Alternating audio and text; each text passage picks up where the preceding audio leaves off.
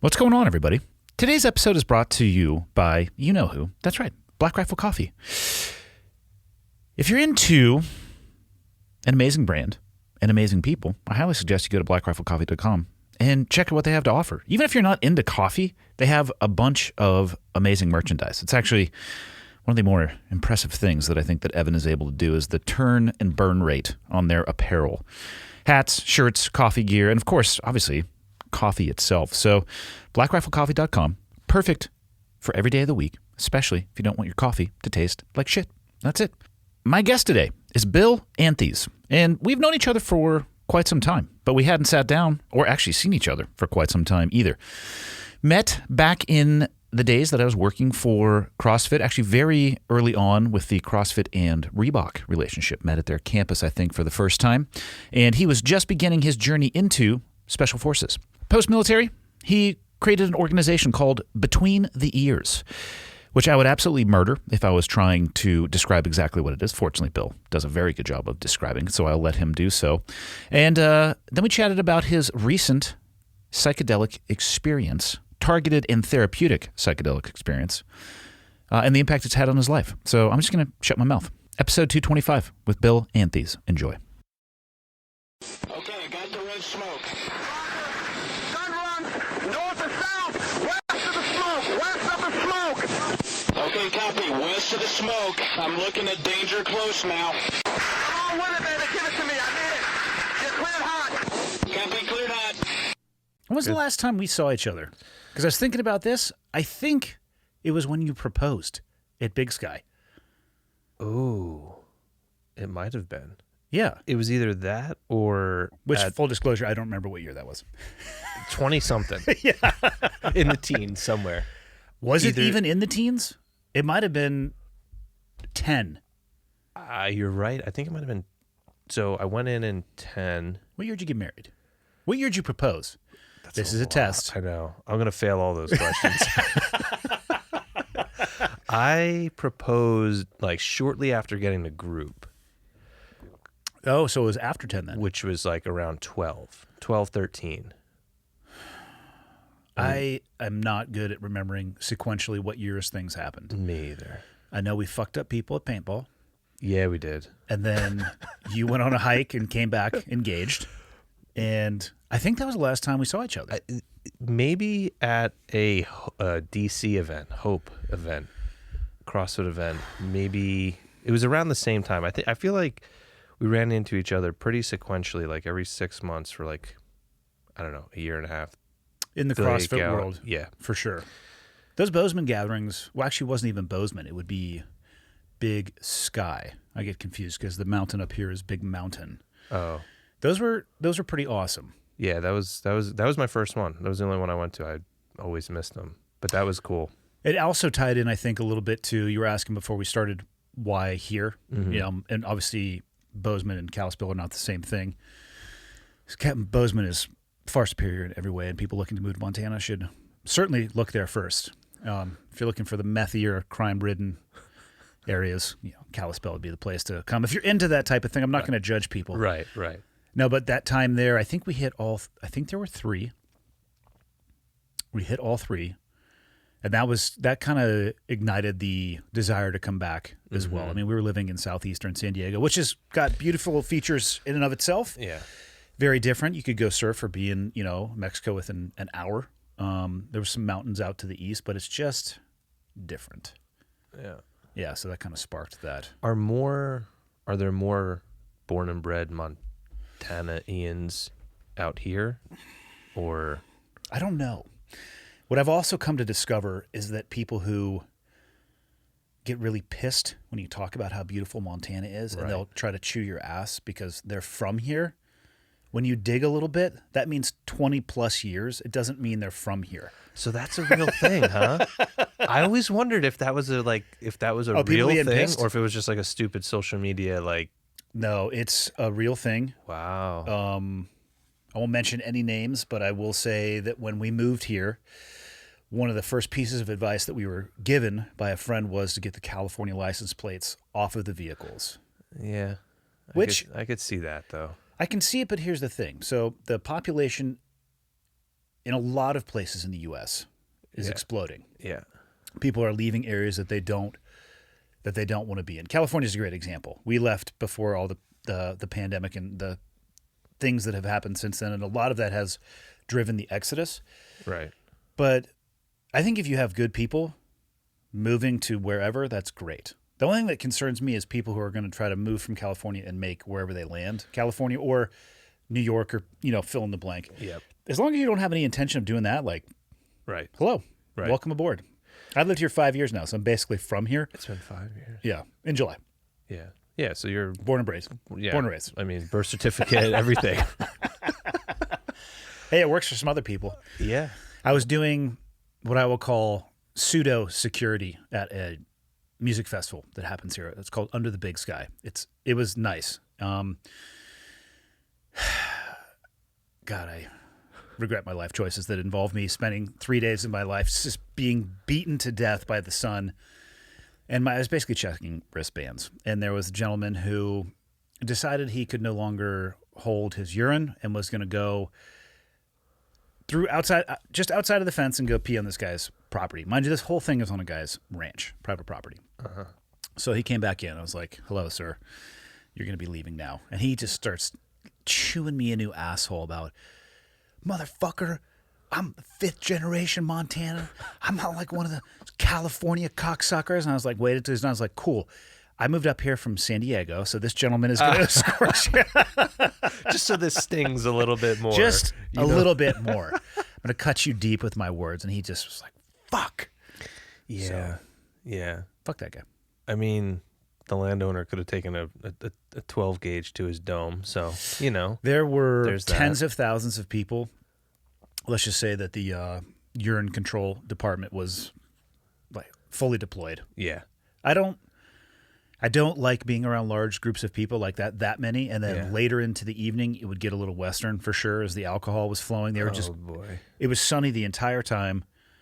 The booze was flowing the entire time. I don't think they were going like beer for water. Mm-hmm. Yeah. So towards the evenings, it frayed, if you will, as you're pulling on the yarn. It got a little wild. Right. Yeah. Yeah. So I just sat there with my hat on. It's like, this is my life. I check wristbands now. This is when you moved here? This was last year. Oh my! Are you serious? A buddy of mine, a very good friend of mine, who kind of runs the overall security for it, Okay. asked us to help. He offered to pay. I'm like, fuck you, dude. I'm not going to take your money. Yeah. So I helped. And this year, I think I would reconsider that decision if he asked again. Yeah. I'm sure there's a local wrestler who would be a great fit. We had some cowboys out there. I bet. Fine display of belt buckles, with like dinner, like saucer plates. It was great. Oh man. So we could have. Did we meet? I'm trying to remember when I stopped working for CrossFit. It was I think it was in 2014. So it is possible we saw each other after that, especially if that was in 2010. Yeah, I want to say there was a DC event that There was a CrossFit We for were Hope there. DC event. Yeah, For sure. And I think we were On the mall, right? on the mall, hot as hell. Correct. Which is any time in DC after the month of May. Yeah, that was hot. Yeah. And I think that was the last time. Okay. And you had begun your military journey at that point, right? Yeah. So I was already at group at that point. Okay. I remember I fucked my back up real bad on a jump. Well, a culmination of things, but it What type finally of went jump? out. It was actually a Static line? It was or actually a static line. Of course it was. I know. And it wasn't even like I had a couple one specific near death partial inversion, kind of like, oh God, this is it. This was just a weird, awkward, PLF landing. Anyway, my back Parachute went. landing fall, for those of you not in the know. Yes. Sorry about that. Emphasis on the fall, not a lot of emphasis on the landing. Not a lot of emphasis on the landing. The pre-jump situation was always hilarious to me, where you'd practice Yeah. the parachute landing fall Did you- Well, you probably had no choice but to go through the Army school at, Benning? Benning. Yeah. So the Navy pipeline now runs their own. Static line? Static line and free fall. It's part of their Oh, pipeline really? now. So they go, okay. and I didn't go through it. This was after my time. So if I mess this up a little bit, don't hold my feet to the fire. But it's Buds. They have a full training pipeline called SQT now. At the end of it, you leave with your trident, and then you go to your team as opposed to each one of the teams doing their own individual training, which could be a nightmare. Right. So I believe jump school, they either do Alaska, the cold weather training, and then jump school, or it's jump school and then that. But it's early on, but they go static line free fall back to back. Guess how long it takes them? Guess how long it takes anybody other than Fort Benning to teach a PLF and static line jumping? I'm going to say 3 days. That is how long I think it should take. I think it takes them 5. But at Benning, it takes 3 weeks. Yeah. A full month. A full month of proving gravity is a force. I still, to this day, feel that the swing landing trainer was actually a tool for the instructors to try to hurt people. Yeah. To let it swing and then they just release it at the apex so you just land completely flat on your back. And they're like, oh, you didn't PLF properly. Do that again. I'm like, motherfucker, I came down completely parallel to the ground. I saw a guy snap his leg backwards, and everybody just looked at the black hat, the sergeant airborne, or whatever they're calling them, the instructor, and was like, okay, you did that. Like when they on the released swing them? landing Oh, trainer? yeah. Oh, yeah. They have 100% control over when that thing releases. Yeah. So we should probably describe this. So I don't even know. Okay, so a static line parachute, or in a parachute system in general, you're going to have a container, which contains your parachute, and a harness, which is going to have a chest strap. And in the military, they have a waistband, too. A lot of civilian parachutes don't have waistbands. Actually, some of them do for people who do swooping type stuff. The harness, at the top of the harness on your shoulders, it goes up to the canopy, a variety of configurations, but you're suspended by the harness. So this contraption, I forget how you hook into it. It probably was actually the cape well, so you could practice getting releasing those. They pick you. Do they pick you up off the ground, or do you step off a platform? I thought you stepped off a platform. I think so too. Yeah. So they get you into this thing, and the whole purpose of this is for you to practice landing. And you step off and you swing, and a guy's holding onto a rope that can let go at any time. So he could let go when your feet are straight down, or they're at a 45, or if you really get going, when you're at 90. Yeah. Yeah. And so they're in 100% control. And you swing back and forth for days, and you do it over and over and over and over again. Yeah. To master your controlled catastrophe into the ground. A miracle that more people don't get hurt. I think they just don't tell anybody, and Yeah. a lot more people get hurt than the actual stats of the course would show. Yeah. Yeah. It's a nightmare. It was one of the worst things I ever probably did. When do you do that in the pipeline to become a Green Beret? So pretty much right after you finish infantry training. So I went before in, the Q course? yeah. Oh boy. So this is and there's also that thing of like, seeing hopes and dreams just shatter with a shin as well. Yeah, with the screams for help. Yeah. And so you do, basic training, infantry, 1 station unit training or whatever. And that's at Benning. And then you just go to airborne, which at that point you think you're like royalty because You're not a dirty, nasty leg. well, yeah, and you're not in basic training. So you're like, wow, like, freedom, so on. So they're told. And then there's, so you do that, you do your jump school or whatever. Then you ship up to Bragg for prep course, selection, and then Probably they've changed best it. to start those courses slightly broken anyway from jump school. Of course. Physically, and I think that course breaks people mentally more than anything. It's mind numbing. I remember thinking like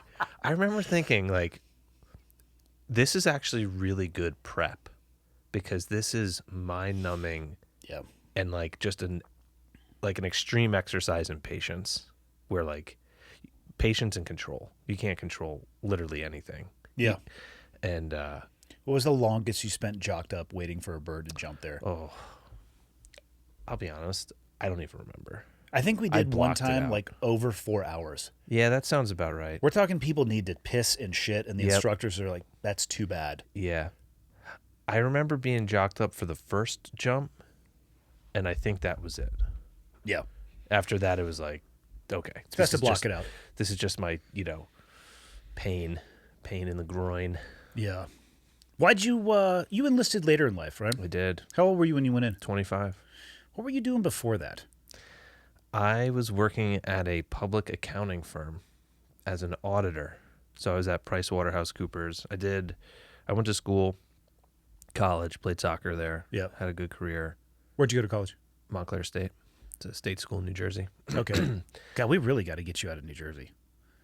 Does it sound like I have a Jersey accent? No, but I didn't realize you were like born and bred there.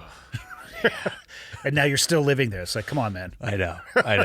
Well, I did. So I went to school or college, graduated, started working at Pricewaterhouse doing just.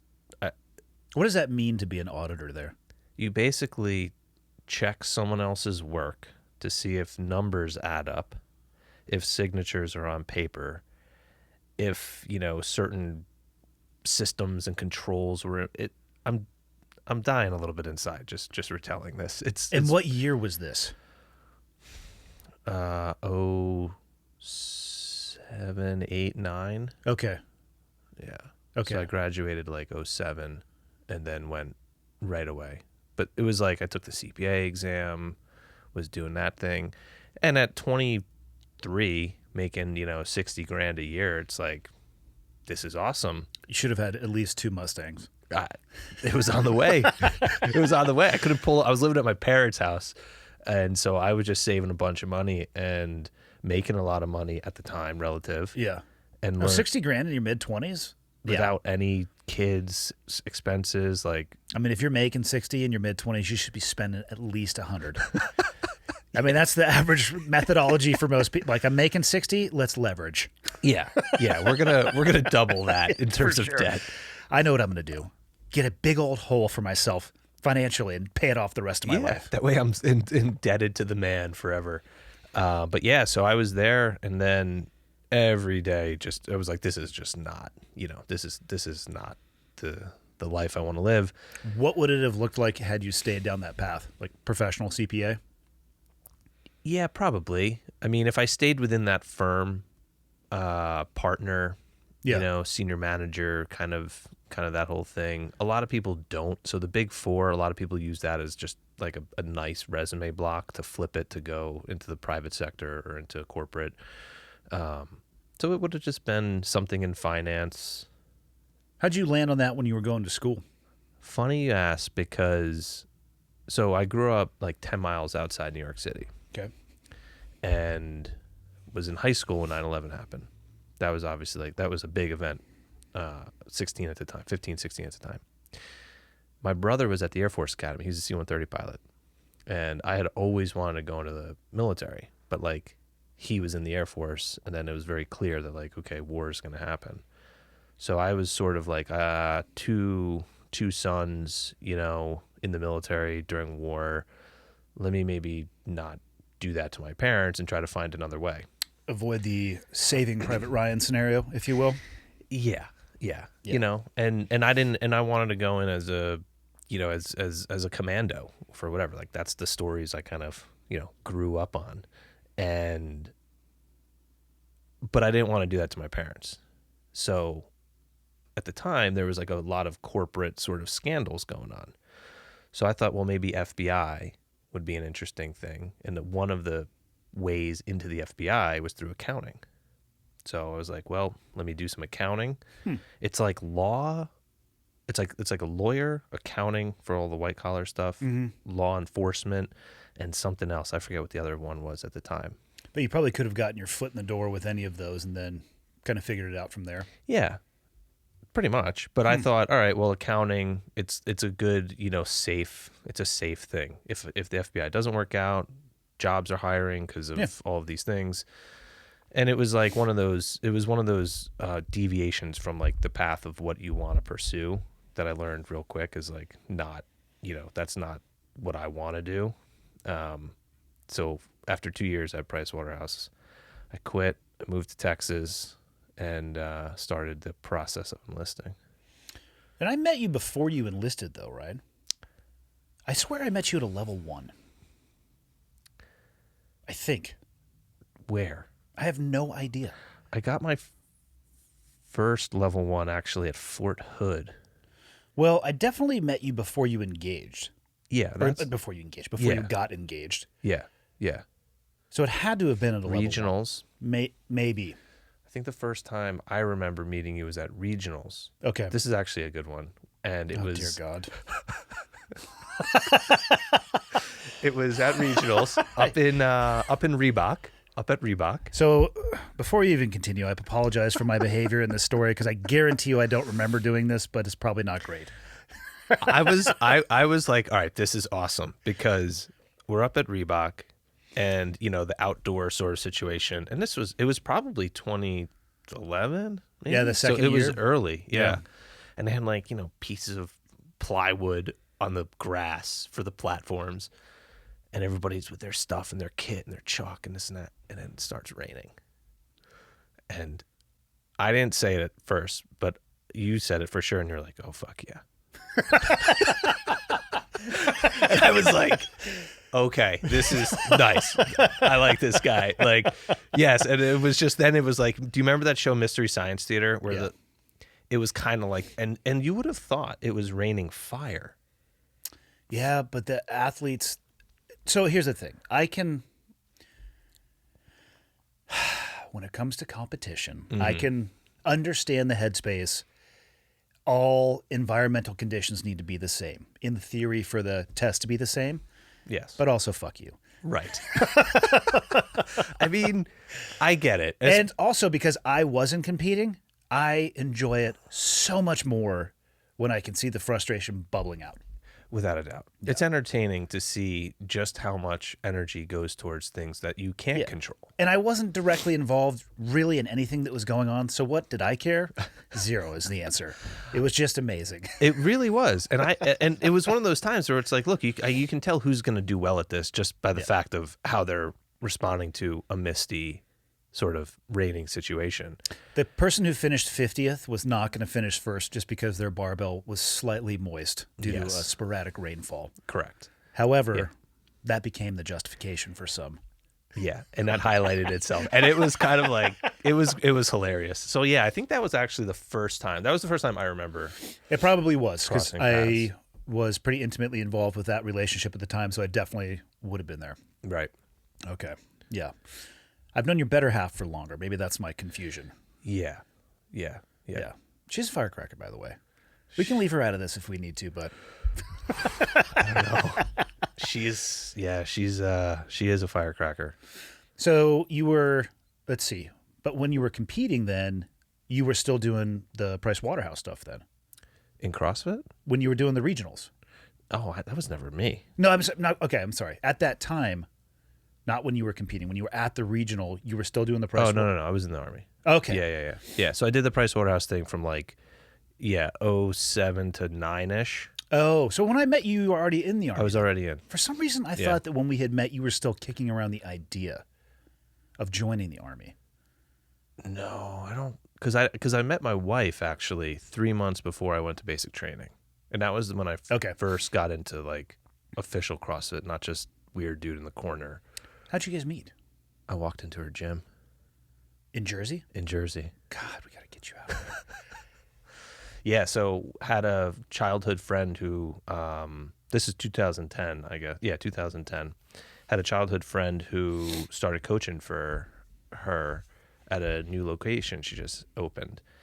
And that was the third location in Jersey at the time. It wasn't what it is now. And, had just kind of known, okay, you were doing it, I'm doing it a little bit. We kind of stayed in touch. And I was like, I want to go to a real affiliate, because it was always the Globo Gym corner weirdo sort of situation. Doing clean and jerks with hexagonal weights. Yes. Yeah. Completely. And for those of you who haven't tried that, you should give it a whirl. It's pretty fun. Okay, so the gym I was doing it at obviously did not have a rower, a Concept 2 rower. Yeah. And the sub was sumo deadlift high pulls. I credit that with my back injury. Every time it was for every 10 meters, I think it was a sumo deadlift high pull. Oh, so it could be up to 50 for a 500? So many of them.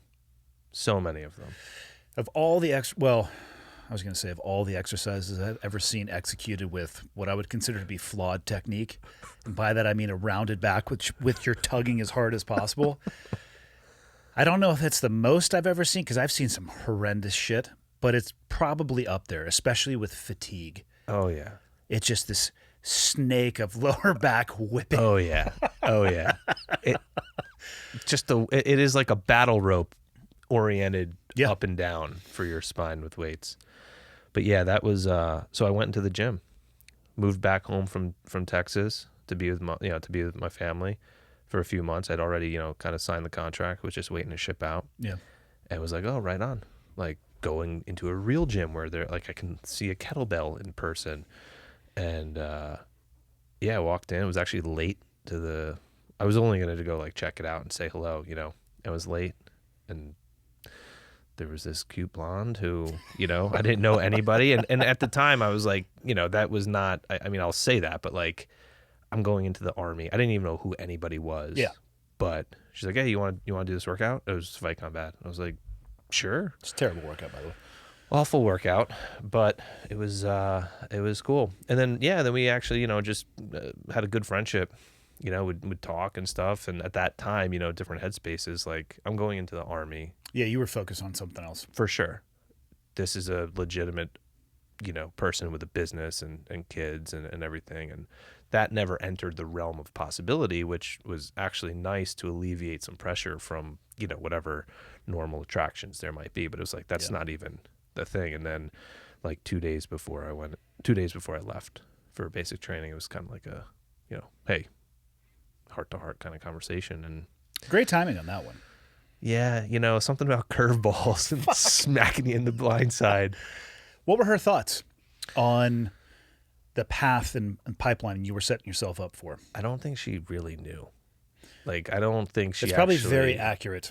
Yeah, I don't. And there was never, I had remembered she was kind of her marriage was ending, and there was that situation going on, and I remember saying like, hey, whatever I'm doing, I just want you to be happy in your life. And like, that probably means like, I'm thinking to myself, like, I'm not going to be part of that, and so there wasn't really any of that discussion of like, well, what does the future look like? Because we weren't like considering even being like a couple or anything. Yeah. And so she all of a sudden, then when she decided like, okay, yeah, this is somebody I want to, kind of get to know more, it was just like, you're in it now. And so the first year, I think, with all the training and this and that as a new guy too, I was probably without phone for like 9 out of 12 months. Mm-hmm. And so that was definitely like a trial by fire situation. It's a relationship challenge, if you will. Yeah. Yeah. And she stayed up in Jersey with the kids and business throughout the whole time. We never lived together until I got out. So it was a That's insane. Long distance How thing. long were you in for? 5 years. Yeah, but, 5 interesting years, I can only imagine. So you got out in what, 15? Yeah, end of 15. Okay. End of 15. Yeah, and so I've had Green Berets on before, but walk me through the pipeline just so people can understand without having to Google it. Yeah, so when I went through, they've changed it, but when I went through, I entered the Army under the 18 X-ray contract, which is basically like, hey, you want to be a SF guy? Yeah. Here you go. Great for the Army, recruiting tool, most fail. The Army gets their numbers. Yeah, I was going to say, there's a SEAL contract as well, and I feel like they're really plussing up the Fleet Navy with that SEAL contract. Yeah. There's the kids who are really good at Call of Duty. Yeah. And that's what they want to go do, and I don't. Do you want to hear a funny story about that from yesterday? Obviously. From literally yesterday. Yes. We were out in the Woodstock, Illinois, suburbs of Chicago, doing a jiu-jitsu seminar for 2 days. Flying back yesterday. I generally don't pay much attention to people boarding the aircraft. I get into my seat, I put my AirPods on and pretend like I'm not in a fucking metal tube. Everybody's sitting down except for one person who's like frantically now like a little bit going back and forth. Still not paying too much attention at this point. And then I look at my watch. I'm like, oh, we should have been taken off by now. So sometimes I'll hit pause on the awesome music selection I'm listening to when I can tell that the captain's speaking. I happen to hit like pause, pull one out. There is a kid. I'm going to call him a kid because he was maybe early 20s. Okay. who was trying to board the aircraft with a gaming PC console in his fucking hand and delayed the entire flight because he couldn't find somewhere to put it in the overhead storage, and ended up like arguing with the ladies up the flight attendant, like, well, I'll just take a later flight. I mean, I fly with this thing all the time. And so finally you start hearing people yelling from the back, get off the fucking plane.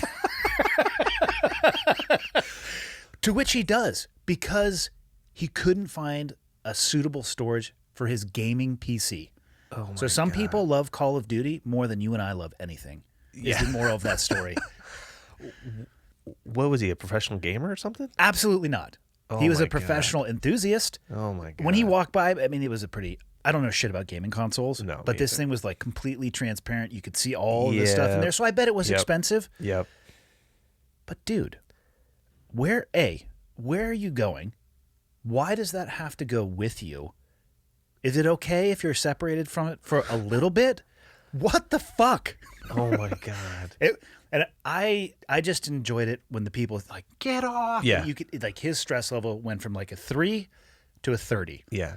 And that's where I really started paying attention, because I'm like, yes. Good. This is good. Yeah, and then it's like both AirPods out and just like, yes. Oh yeah. Yeah. People were pissed. I could only imagine the airplane situation. It was gnarly. It really is. Have you know? ever been on one where I see headlines all the time, like fight breaks out, man urinates on passenger next to them, drunken person like accosts the flight attendant? I haven't experienced that. I've seen some yelling. I did have a guy die on one of my flights. From what? He dropped out of a heart attack during the boarding process. Here's another good story for you. Salt Lake City Airport. Sitting on the airplane. AirPods are in, not paying attention to shit because it's a late night flight. It was the last flight up. And here in Kalispell, when you fly in, you can usually get a flight that'll land around midnight. So it departs Salt Lake at like 10-ish.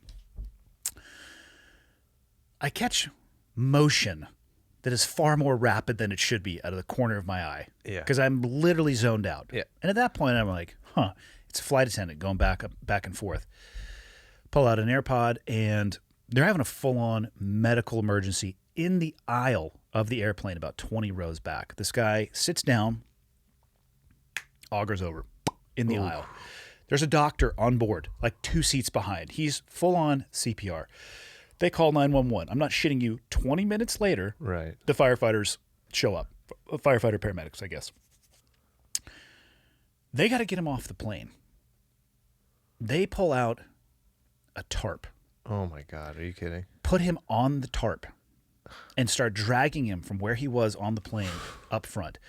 As he passes me, this man is clearly no longer alive. Right. The female passenger who was seated in the seat next to me, I think might have just experienced her first dead body. It was quite emotional for her. Yeah. Less so for me. I was like, God damn it, this whole situation just absolutely sucks.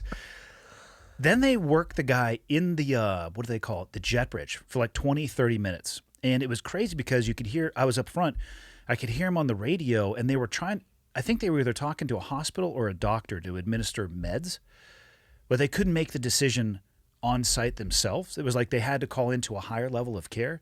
Mind you, at this point, like this flight's going absolutely nowhere. I'm already on my phone, like booking a hotel Right. for the night. Right. Other people in the back, it's just Bush League shit going on. Like they're just kind of losing their mind. I'm like, listen, people, the move is start working on Uber, get a rental car, get a hotel, Get the hell out of here.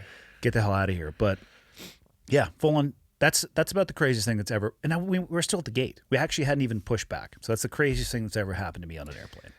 I was coming back from Mexico, and there was a little scuffle breakout. Not a physical one, but there was this kid who was like just an unruly little shit. And this lady chirped up to the dad, So parenting basically advice. basically get control of your kid. It's annoying. And it was annoying. It definitely was annoying. And he responded with overwhelming fire superiority. Is the only way. He went after her. I think he went after her ability to have children, or like please don't ever have children because you're just like a wretched human being. Like he went right for like the soul of this lady. So it was not a proportional response. No, it wasn't like, yep, sorry, we're all stressed, we're tired, blah, blah, blah. Or even it wasn't like a whatever. You know, it wasn't even just like a fuck you, like, don't talk to me. It was like, I'm gonna try to rip your insides out with my words. And she comes back with like, well, I'm infertile and I can't even have kids, so thank you very much. And I'm just like, oh my God. Kay, my wife, she, I think, said something, and I'm just like pressing my forehead against the screen. Like, I don't want to do this, you know? But I think that was the only, thankfully. The story that I love about the plane is where the guy cracked open 2 beers, popped the slide. He was a flight attendant. Oh, yes. What's he doing today? I want to know. That dude. He's probably out of jail. He's probably working on a fine that he's paying off. I'd imagine it's in payments. Yeah. I can tell you what industry he's not working in. No, definitely not. But yeah, I mean, I've had pretty easy ones. I feel bad for the flight crews who are probably they're just dealing with people and not the best moments of their life. Yeah. It's an interesting exercise in watching people's ability to handle stress. Yeah. Especially because you can hear it like working its way through the airplane. Like, we're all in the same fucking metal tube. Right. We're probably all late to our connections. Because this actually happens often here in Kalispell. You would think, knowing that the temperatures here in the wintertime are below freezing, that they would have upped their de-icing game. The number of fucking connections I have missed because it's like, yeah, we don't know where Bob is. And Bob's the only guy who knows how to turn that thing on. It's like, thanks, Bob. Right. Probably a dozen. And I'm on a plane full of, let's say, 100 people. Mm-hmm. Most of them are going to miss their connections too. And the expression of that, though, that stress, they'll start getting snappy with their partners. They'll start getting snappy with other people on the plane. And then what it will land if they think, because somehow they think in Salt Lake City Airport, especially the new one, they can go from gate A1 to like B50 in the 3 minutes before their flight boards. I'm like, good luck. You're not even going to be off the fucking jet bridge. Yeah. They'll start, I need to get off the plane. It's like, we all need to get off the plane. Like, I'll let you go first because you're having your dark night of the soul. This is the worst thing that's ever happened to you in your life. Yeah. But Jesus Christ, like, we're all in the same boat here. Take a breath. I mean, I don't know how many times I've landed on a plane late in Salt Lake and realize I'm not going to make it. I'm just booking book another flight. And I get it, you know, that maybe they're going to a huge, like a wedding or like, you know what I mean? Like, there could be some things that are very important to you, but there is a point where things are outside of your control. You don't have to twist off at everything. It actually makes life better. Imagine that. Don't. Imagine that. Yeah. Yeah. Get out of my way. I got to get off. And like the entire row of people are like, I'm late for my connection too. Yeah. God, we're the worst species on the planet. It really is one of those things. Like you try not to, you try to put the AirPods in and look down at your feet and how little leg room you have because the alternative is seeing people be ridiculous. Yeah.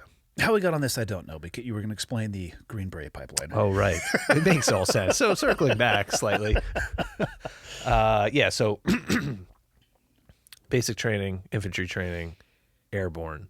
Basic is how long in the Army? Probably like 8 weeks. It's got to be longer than that because I think that's what it is in the Navy. I bet you it's like 8 to 10. Yeah, it's something around there. The way they do it for infantry is they do like basic and then you do your infantry back-to-back specific training, which is only like 4 weeks, okay, which is kind of funny. So it's like, I think it's like a 12-week, 3-ish month kind of thing. And nothing really changes. You're just there the whole time. Then airborne, then you go up to Bragg for something called SOPSI, Special Operations Prep Course. It's actually a pretty good course, prepping you. Like, you know, it was the first time you're really like rucking hard and land nav and all of that. Then you do selection. So yeah, I went in November and by July was in formation in selection, like 6 months in basically. And then if you get selected, then you start the pipeline. And that's going to be known as the Q course. Known as the Q course, yeah. And so when I did it, it was first we were detailed out at Robin Sage, which is the last event that you do as a student. it's a unconventional warfare exercise essentially for a month, and it's all about linking up with guerrillas and the Indige thing. So you're like you're one of the Indige guerrillas. So you're out there for about a month, and then you come back. All the lower enlisted people do like a combat leaders training course. It's basically to get your E5 per big army needs. So that's like another month. Then we started language school. So now I believe language school is at the end, but when I did it, it was then 6 months of language school. So Which one did you get? Arabic. How fluent are you? Today? Yeah. Ooh. Ever. What was your peak fluentness? I mean, I spoke a shitload of Arabic over deployment. Really? Yeah.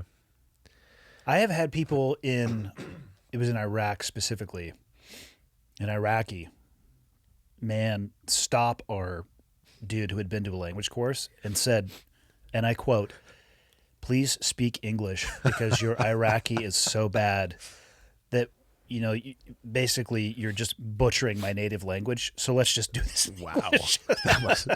that sounds about right for, I think that sounds about right for most of, for most dudes, I mean. I feel like in essence what he asked him was "Donde está la biblioteca?" but like in Arabic. The guy's like, "Fuck right off." I mean, the challenging thing with Arabic is there's so many dialects. Yeah. So you learn, we learned modern standard Arabic, which is like old Queen's English or whatever. And nobody speaks modern standard Arabic. They're either going to speak Iraqi, Levantine, different, wherever you're at, different. Egyptian has a different flair than, the Levant area. So it's very dialectical based. So if you're coming in here, speaking Shakespeare essentially to people. Thank you to all the interpreters out there, by the way, who saved our asses on the daily and actually were able to communicate effectively. Yeah.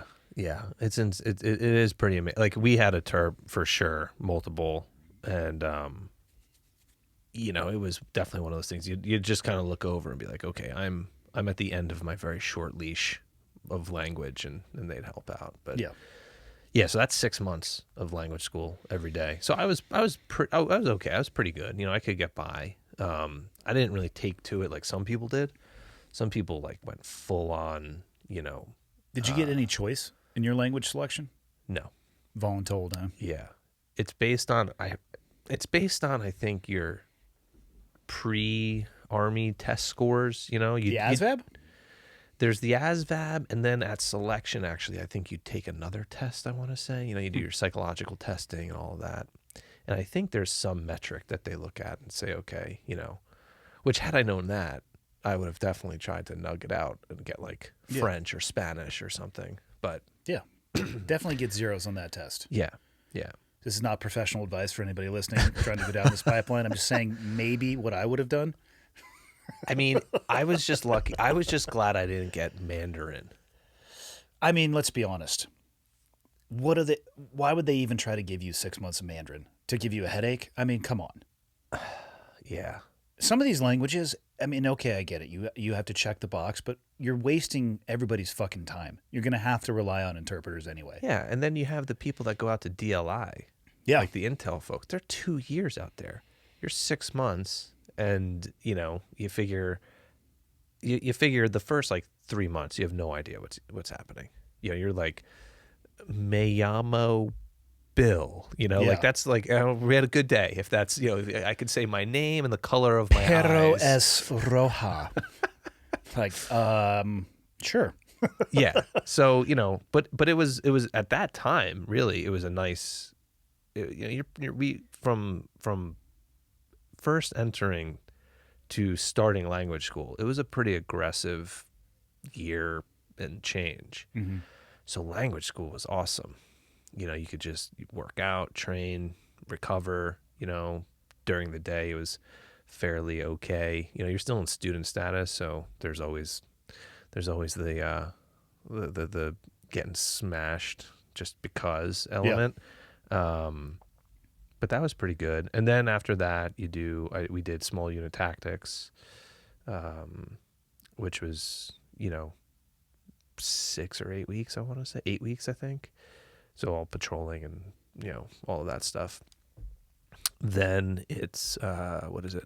MOS phase after that. So you either do your MOS. I was an engineer sergeant, so we did a bunch of construction and demo. What's that? The X-ray?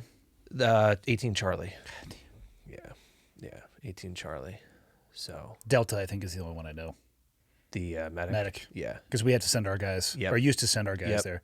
I get lost when it's like the Bravo, the Charlie, the X-ray, all that stuff. Yeah. Bravo's the weapons sergeant. Charlie's a comm guy, Charlie- right? That's Echo. Fuck. Yeah. Well, comm guy should be C. Charlie. I would agree. Yeah. Echo engineer, except they're like in the infinite wisdom of the Army. Yeah, we'll just switch it up. Sear schools in there, some ASOT stuff, and then it's Robin Sage. And that's like a month. So all said and done, I went in November 2010 and graduated, I think, March 2012 or 13. Which one was it? It was around there. So it was about It's a long 2 stretch. years. Yeah, Yeah. 2 years.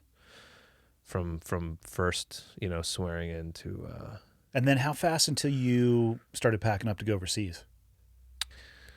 so I got to 5th group and my team actually just got back from Afghanistan. So they all went on leave, which was a great, that was not well received on my end, but I was on a free fall team, which was cool, but the team just got back. I'm like, oh, that's not cool. Had you been to free fall school yet? No. So now that's part of the pipeline, but not at the time it wasn't. Yeah. So at least they've smartened up just like the Navy did. Free fall in the teams used to be 1 or 2 guy would get the billet to go per platoon. Platoon in the team's traditional, the white soft side is like 16 guys. Yeah. And when I came in, like if you were in your 5th or 6th platoon, you probably were going to get to go to free fall. Oh, really? Because it was all based off of being out in Yuma. Yeah. And they would base the billets off the number of Navy instructors that were there, which were not that many. So, I mean, it was a pretty big, reward attaboy to be able to go to free fall in the teams. And now it's like, fuck. It's like I said, buds, static, free fall, boom, into it. Now all of it's it. better, though, because then the product at the end of it, like your free fall team would actually be all free fall qualified. Well, and that was kind of the thing. There was, when I first got to the team, there was maybe, I want to say 6 out of 12. And I don't even think we had a 12-man team. That's not a team. No, not at all. We're sitting there like they're coming back. We put on the projector, the GoPro footage and reviewing the AR, and we're just like, this is cool. For you. But half the guys are not free fall qualified. So yeah, I think that's definitely an improvement. Yeah. For sure. I think it is one of the things though, does everybody need to be free fall qualified? That's I can see the argument for it. To my knowledge, the real world application of a free fall jump, I think it's less than half a dozen. And that's across JSOC too. And a few of those jumps were literally just getting out of a low-flying aircraft to get onto either a vessel or a fob. And so I'm counting that as like real world, but it was just for them to be able to deploy on their, pager status and just pre-stage somewhere else. Right. I do know of a couple that have kicked off for real, and there were generally injuries involved with that. Imagine. I mean, it's dangerous. Yeah. It can be the most dangerous thing you do in the execution of a combat operation. Yeah. Which, from a risk perspective, it's like, hey guys, let's do the most dangerous thing up front before we even get on target. You guys all good with that? Is there any other way? Right. I mean, I think, one of the things they always said was we want to get more officers through so that they can understand the capabilities and this and that. And it's like, yeah, I hear what you're saying, but the amount of people in group for everybody to be free fall qualified. Yeah. When you have, let alone free fall current. For sure. And then you have teams, like the team next to us is a dive team. So I was 3-4, 3-5 is a dive team. So they're doing, their maritime stuff, the transport team or the other teams, pilot teams, all the different types of teams. There's one free fall team per company. Yeah. So But I think it's also very much keeping up with like what everybody else is doing thing. A little FOMO, if you will. Yeah, you got to justify the defense budget, man. Like you need it somewhere. I mean, Yeah. So that was so right after getting a group or getting my team, we didn't really have anything, and then we got Afghanistan again, but then that actually got switched. We got pulled into this interagency tasking, and then got wrapped up into that world, and then did all of our stuff for that. How many? So let's see. So you did basically 3 years active, not active, post your training pipeline. Yeah. What was the? I mean, for a lot. So I would imagine most people listening to the podcast have some understanding of military and retirement. It's 20 and a wake up call, Right? unless you medically retire out. 5 years is about the time period where I'd say a good majority of people have gotten taste for it. They decide to get out. Yeah. 10 years, once people cross that threshold, more often than not, they're going to kind of keep carrying the football past the 20. Mm-hmm. What was going through your head when you were approaching reenlistment? Family. Yeah. Purely based off the family decision? 100%. Yep. Which fucked with me, man. That, because, I'm going to be very clear. Like, I was good, but I wasn't that, like, I was good for somebody who spent 3 years at group good. That's not that good.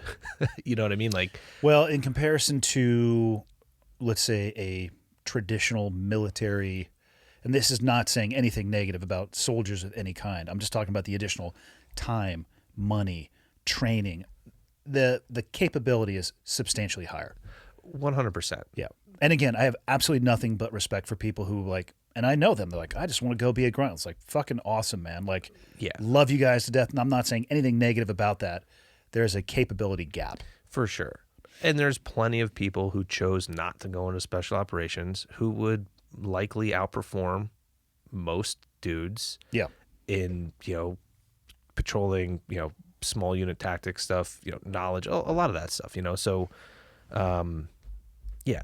And, I don't like the elitism sort of among the military is always something that I didn't particularly enjoy, just because I think that's dangerous if you start thinking your shit doesn't stink, And I think that's dangerous inside of the military or out. I don't care what you do for a living. If you start thinking like that, you might want to start looking for the door. Yeah. And I think, unfortunately, there's a lot of that because you're getting all the gear and blah, blah, blah. And now with social media, everybody's posting cool guy pictures, and it's like, what is happening here? So there's plenty of more conventional soldiers, Marine, Airmen, whomever, who are certainly at a caliber that could contribute to a team. They just didn't go through the pipeline. So, but at that time, I was doing well and, excelling, and finally kind of getting a feel for like, all right, this is, getting my kind of bearings set and all of this. But man, that was a long 5 years of being away and not ever really seeing. I didn't realize family. you didn't live with her. No, never. I did not know that. That is a dynamic that is tough to grasp unless you've lived the military family dynamic. Yeah. And it was, I think it was harder for her because there isn't that, you're completely removed, isn't that, there wasn't any of that support.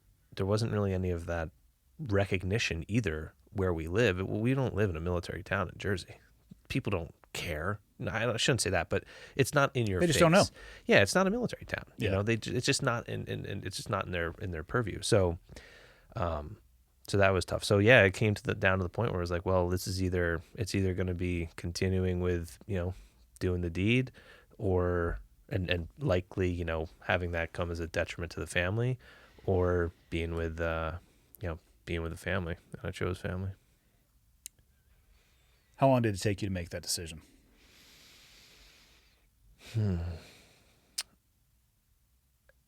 I think I always knew I was going to. It wasn't one of those decisions that I felt like I had to analyze. It was just, I felt it was the right thing to do. Like I knew, I knew where my path was headed. I had a couple interesting opportunities pop up that were like, okay, yeah, this is what we all want to try to do and go towards and stuff. And I kind of knew like that would definitely mean even less time. Yeah. Even less. So if I wanted to stay married and be a presence in my kid's life, the two couldn't coexist. How did group receive your desire to not re-enlist? It didn't really go over that well. Shocker. Towards the end, yeah. It didn't really go over that well. My first boss, though, he was super supportive of it. And was like, yeah, man, that's what we all say. Like, hey, family. How long out did you have to declare? I don't think I even had to. I think within... You got to give them some... Because you have to re-enlist within what? X amount of days? It's like 30 or 90, so, right? Literally up until the day before I signed out, I had my team sergeant at the time, who was a great dude, but he was like, hey, we'll fly you overseas to re-enlist. Get you a little tax-free, actually. Get you a little tax-free, get you a little money, get you a little cash. Like, we got good things going. You're a good dude. You've been here, blah, blah, blah. Experience, so it was very, the carrot was dangling. I'm surprised they gave you that much time. I feel like, because didn't you have to out-process? Yeah. Yeah. I feel like for some reason, I think in the teams, you got to give them at least 30 days. Oh, yeah. It was probably like, I came into that, it was probably like 6 months. Okay. Yeah. Because oftentimes they'll then bump you out of that operational role and put you somewhere purely administrative. Yeah. Which can seem actually very punitive as the person that's happening to. Yeah. And I can actually see both sides of that, because the military, as you know, is a rock that's going to keep rolling downhill. And Sure. if you're a pebble that whips off of that, they're going to smack another pebble in there, and they have to. So, yeah, it's like, you can't leave. We're relying upon you. Yeah. Okay, I'm going to leave. Fuck you then. Next heartbeat. Get in here. Yes.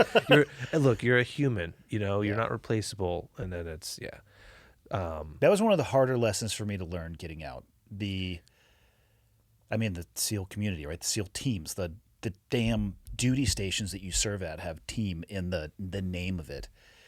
And there is an emphasis to want to retain knowledge. And I totally get that. Yeah, of course. I mean, there was a year, I think, where 393 people graduated BUDS and 394 people got out of the teams. Really? Which people would say, oh, that's only a net loss of one. Heartbeat. Right. Let's roll into that the years of experience Yeah. and the knowledge. I mean, we're talking decades, centuries, actually. So I get it, but it can certainly, it sucks when you come to the realization where you have been told that you're irreplaceable, and then you realize how replaceable you actually were. A buddy of mine, actually, Mike, the guy we also played paintball with, I remember early on. So he really took me under his wing. Is this the dude I ran into in the gym in Texas? Yeah. Yeah. Awesome dude. He really took me under he was a captain going through the course. Like I was an E4. Like I had no business, hanging out with him. If it was a traditional situation, obviously I wouldn't. But I lived with him during the course for a bit, and he really kind of helped groom me. And he told me, like, I think early on, like, yeah, man, like the big green machine is just going to keep on rolling. So, and they have to. That's the deal. And you think about what it does. There's really no other way, and especially in the transition process, that's kind of where it's like we're seeing some major deficiencies of the machine in flicking those little pebbles off. Or not assisting them off, providing an on-ramp. I mean, I don't know about how it is in the Army. I think the TAP program, the Transition Assistance Program, I think there's an S on there. I don't know what the S means, though. I think it was a 2-week process in the Navy, of which I was required to go to about 12 hours of that. Yeah. But that is, if you were to put it in terms of schools, one of the shortest schools that I would have attended. Right. And that was supposed to be my bridge between in and out. And the bridge between just being out and then in from a boot camp perspective was 4X that. Right. Let alone the pipeline to get into the community. Yeah. But I also don't know how the military... I think the military could do a better job, but I don't have the solution for it either. I don't think it's a military thing. I think part of bridging the gap between being in the military and going into the civilian sector, whatever, I think you need to start massaging that relationship with civilian providers, or et cetera. I don't think the military is going to be the solution provider for that. They're certainly not tooled for it. Actually, if you think about it, did you go through the TAP program? Yeah. Were most of the people that presented civilians? Yeah, I think so. I think most of them. And it's a contracted out thing. Yeah. You know, and so here's how you write a resume. Here's how you open up a bank account. Like, you know, and you have some people retiring after 30 years of doing stuff, and you have some kid who pissed hot also going through. So it's very much the lowest common denominator. But I think the reintegration going from what you did or didn't do or whatever, you know, into what does this look like after service? Personally, for me, that was incredibly hard, because on the one hand, I felt like I was quitting the team. I was able to perform, was, you know, good, blah blah blah. Was kind of really getting the ropes, getting the feel like, okay, I'm a contributing asset now, a little bit more than I was. And then it's just like, out we go. And so now it's like, well, now what do you do? You know? Did you know what you wanted to do when you were looking at getting out? Or you just knew it wasn't the Army? No, I had no idea. You know, so there was Kay at the gym. Yep. So that was kind of like, oh, I'll just do that. I wasn't really interested in going into finance. I did that already. Where else can I get the sense of purpose and meaning and belonging?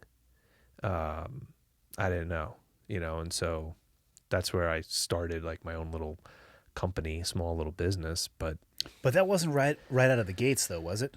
Not really. It was probably about 6 months after. I was going to go back in, actually. So I didn't unpack my bag, my like one bag, you know? Yeah. I didn't unpack that for like the better part of a year. So you got out, had never lived with Kay. Yeah. So you get out. Hopefully you did like Nicolas Cage when he went to the bar in Con Air, and you do like sea bag. Yes. What the hell do they call it in the Army? It's not a sea bag. What would it be? Duffel bag. Duffel bag, which is exactly the same fucking thing. In the Navy, it's a sea bag. Yeah. Yeah, you were there, ribboned out. I mean, hopefully you didn't have to like rip a dude's throat out or whatever that, but like that's how in my mind I pictured you showing up to the gym. I should have. Class A's. I should have. Yeah, with a beard, untouched, you know, just like. No, but you coordinate it. Somebody plays like a killer like theme song as you come around the corner. Yeah. You do it at sunset, so you're backlit, of course. If I did that, I think I would have had a better time. I'm trying to think about this stark transition from having never lived with your wife, and the kids, and being in the Army, detaching from a unit that you feel like you're like, fuck, I'm quitting on this unit. Yeah. Because it is amazing how they'll help you feel like that if you want to. Yeah. And even if you don't want to.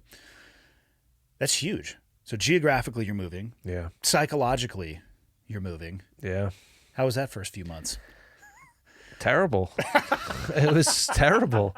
I mean, but it was this weird polarity of, I love the fact that I can have coffee with, you know, my wife and chat, like, and I don't have to like, and it's like every time we saw each other when I was in, the hourglass was flipped. Yeah. As soon as you land, or as soon as she landed, it was like, okay, a 4-day or a 3-day. Right. I was going to say, what do you think the maximum amount of time in any one stretch you guys were able to spend together? I probably took about 3 weeks of leave after graduating before PCSing, after the Q course. So it was like, it was like 3 weeks, you know? And so of course you try to, there's the phases of it. There's like, this is awesome. It's a party. And then it's like, okay, I want to be like normal, you know, do normal things. And then there's that agita and that stress of like, well, I need to prepare for leaving again. Yeah, you can see the sand at the bottom of the hourglass. Yeah.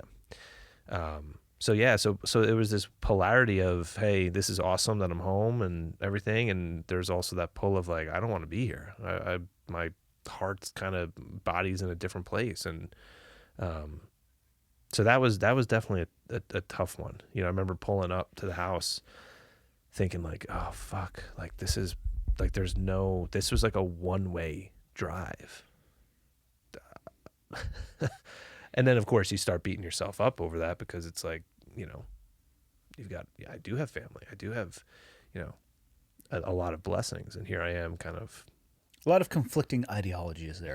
Quite a few. Yeah. Yeah. Quite a few. So that's where, you know, my buddy Mike, the same guy, I was messaging with him and he's like, hey, we're going to Afghanistan. We need a dude. You want to get back in? What a dickhead, Mike. He's just little bobber just sitting there floating. And you're just down there like, I'll just take a little bite. Yeah. Well, and he's just waiting to rip that thing as hard as he can. Fucker. So I was like, yes, thank you. Gonna go do that. And I was having another OGA thing working as well. And it was like, good. I've got, you know, contract thing. And because he was in the National Guard. Yeah. So it was perfect. What were Kay's thoughts on this? So I floated the idea and was like, this is going to be great. There's this, there's that. This is why it all makes a lot of sense. So first you condition the battle space. For sure. It was not transparent at all. You know, she didn't see through it at all. And she was like, all right, yeah, you know, if you want to go do that, that's fine.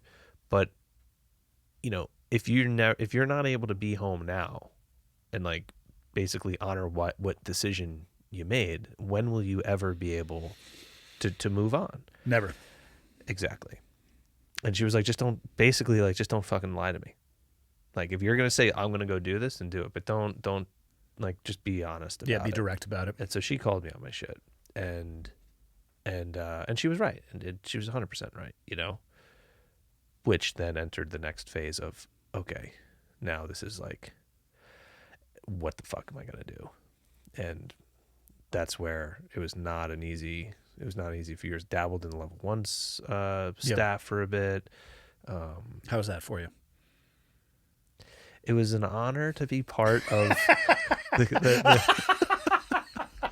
it was an honor to be part of something that had significant influence in my life. Yep. It was not what I wanted to continue to do. And that says nothing about the people and all of this. For me, it was not,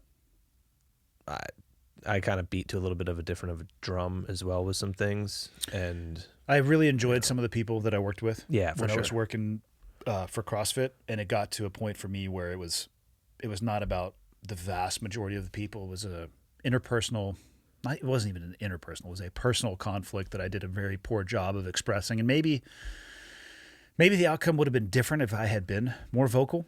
I don't think so, given the individuals that were at play at that point. But yeah, it was time for me to move on as well. I did. Yeah, and I think honestly, for the benefit of, you know, the participants as well, like I wasn't in it, you know, and I was also like not even at that time. I also really wasn't even really looking at my own shit. So where my space was, you know, wasn't really. I was a contributor to that relationship as well, and so, you know, that whole situation as a larger situation, certainly there was some points about it that that did not leave a good taste in my mouth. And then when those things kind of, you know, come up, it's like, well, I'm not going to tolerate that. So.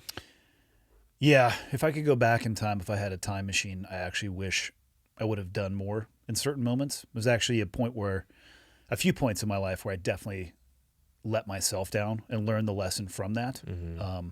And actually, you know, when I was vocal about the very, very small portion that I was vocal about, some people pushed back on that. And you know what? They're totally right, because I should have done more in the moment, and I didn't. Mm-hmm. And I wish I would have. Mm-hmm. But I can rationalize it. You know, I didn't want to lose my job, this, that, or the other. But the reality is, I should have spoke up, mm-hmm. which is why I said what I eventually did, and what I will do if ever needed to in the future. Yeah. Leave it at that. Yeah. Understood. Say no more. Yeah. Yeah. And, you know, so, and one of the things for me also was like,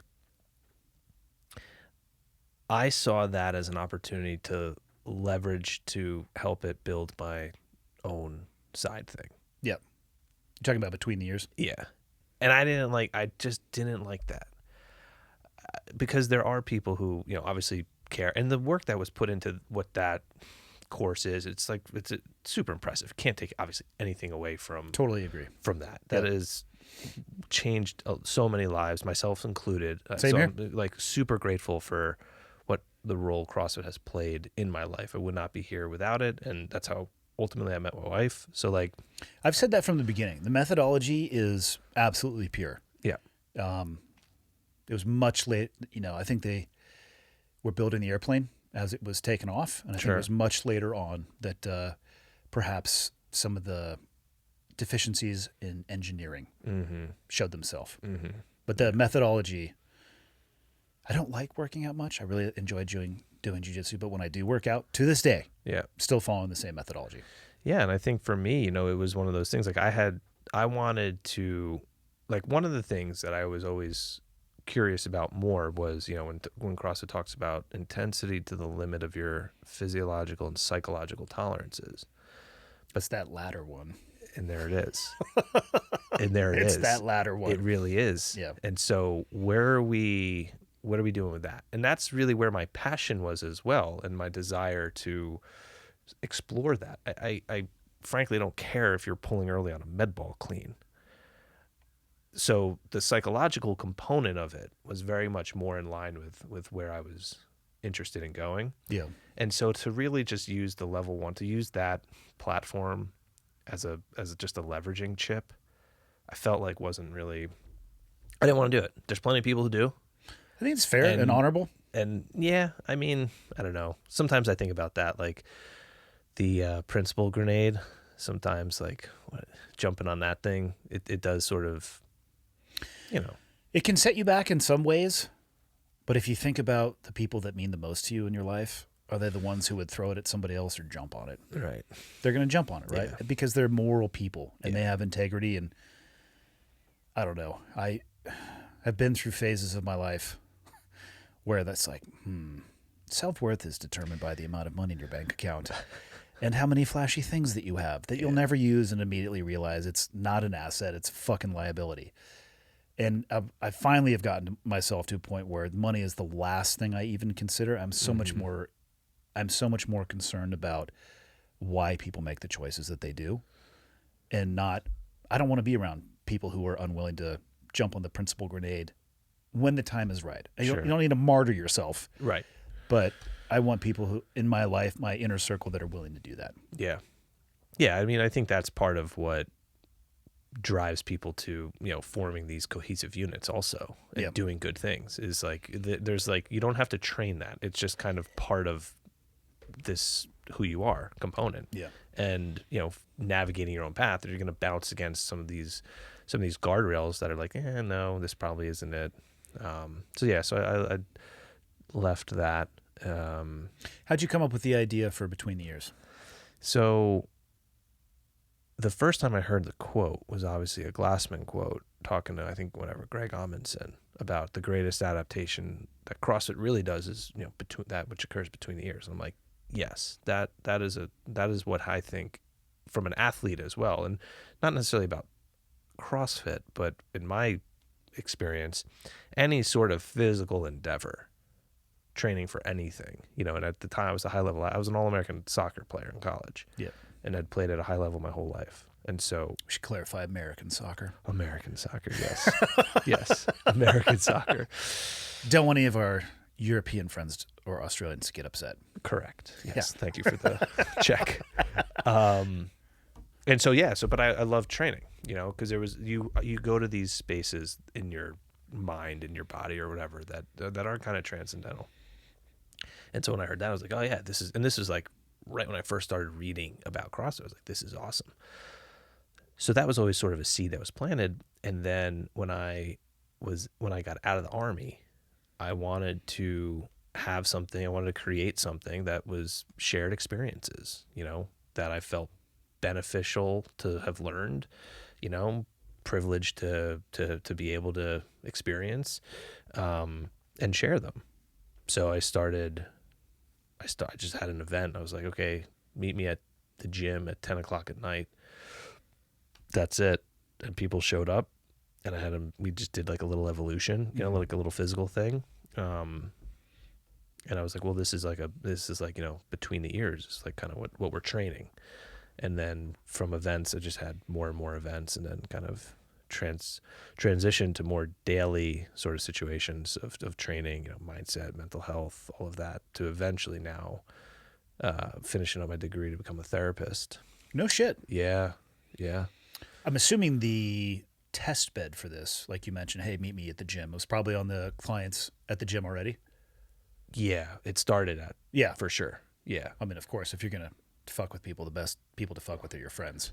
Without a doubt. Yeah. Yeah. Hey guys, meet me at 10. I'm going to try some things on you. May or may not work. One dude showed up in like khakis, and I'm like, what are you? And he's like, I thought it was Fight Club. Yeah, I think he thought it was a drinking club. It was like a skull and cross. It was like, very sort of not terrible for business, by the way, but it was fun. It was a good time, at least I had a good time. But I'm not like yelling and screaming at people. But like, hey, here's this opportunity to challenge yourself. You say you want to challenge. We learn through challenge. Here we go. And we'll just facilitate that. How'd you explain to him the disconnect that I think people have between physical toughness and mental toughness, that aspect of the between the ears? Because I'm assuming your messaging has probably changed over time as you've refined it. For sure. Yeah. Yeah. How do you teach and reinforce that to people? Honestly, through honesty.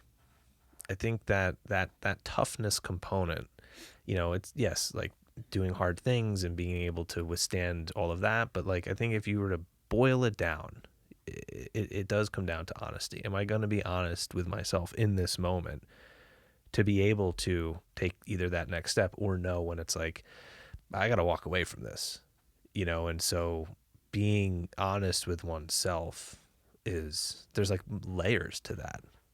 And so through, exercise, through movements, through, obviously like individual coaching and whatnot, therapy, that's sort of what we're always trying to get down to, is this atomic level of honesty where we can have the awareness to say like, yeah, this is what's true to me, and I can follow through with an action, and I think that's where, for folks who never check in with themselves, who never are honest with themselves, and who just kind of follow the script, probably somebody else's script, or do what somebody else is telling them, living that inauthentic life may get you through a couple things, but then you're going to hit that point where that doesn't work anymore.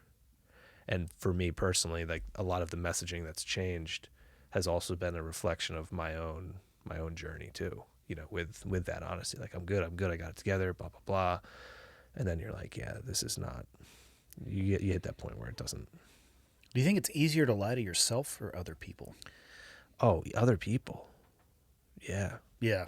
Without a doubt. Without a doubt. Yeah. And that's because, like, can you truly lie to yourself? God, you'd be a fucked up person if you could. If you could somehow compartmentalize an argument to yourself and not realize that you know what I mean? I mean, really, yeah. I bet you there's some sociopathic people out there that could do that. Yeah. Yeah. Yeah. No, it's really easy to externally, like, I got it, I'm good. Yep. To be the bulletproof, waterproof. And at the end of the day, I shouldn't say it's really easy. I think it's probably common to be the bulletproof, waterproof guy, and then, or gal, crumbling on the inside. Yep. Yeah. And a lot of it, I think, unfortunately, happens in the little things, like the daily little things that are present throughout all of life, And so, simple conversations, simple actions with people, like the little lies we kind of tell ourselves, or the inconvenient truths we try to believe and rationalize.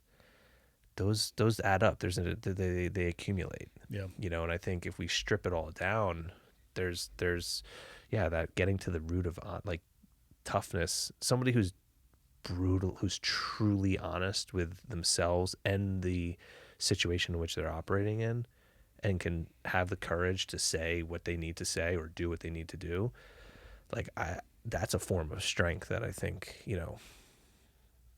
So I have to assume when you started Between the Ears, you weren't thinking it was going to terminate and you finishing a degree to become a therapist. Right. When did that happen? When did you make that realization? So I started doing events, which... And give me a overview of what you would do at an event. Not, obviously not the IP specific stuff. No, this is fine. Yeah.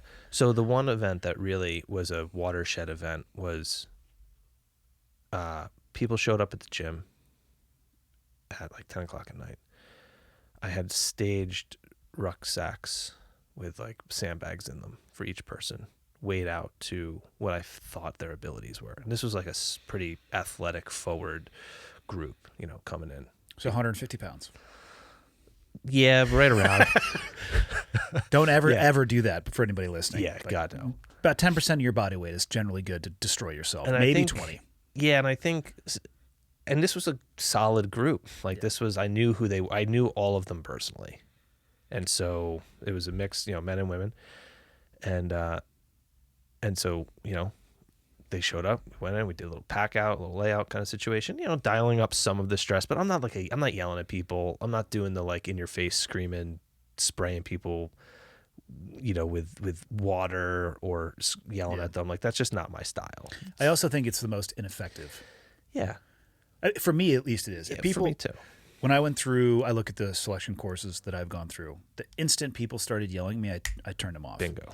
But if they talk and just a normal tone of voice, I pay attention. Yeah. And what I found, the number one greatest stressor is a stopwatch. Mm. A stopwatch and perhaps an unrealistic expectation or timeline.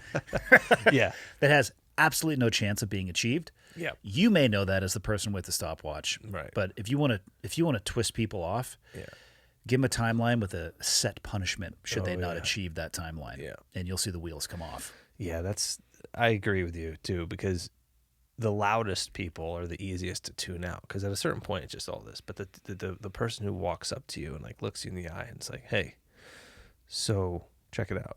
What are you thinking? And then you're just like, like just start yelling at me, please. Yeah. Like, it's easier to just do that. So anyway, went there, walked them outside, got into a van. I had rented a van, drove like 20 minutes to this trailhead, and I had staged ammo crates at varying weights. We got on this trailhead, and I was like, all right, we're going to go that way. It's middle of the fucking night in October.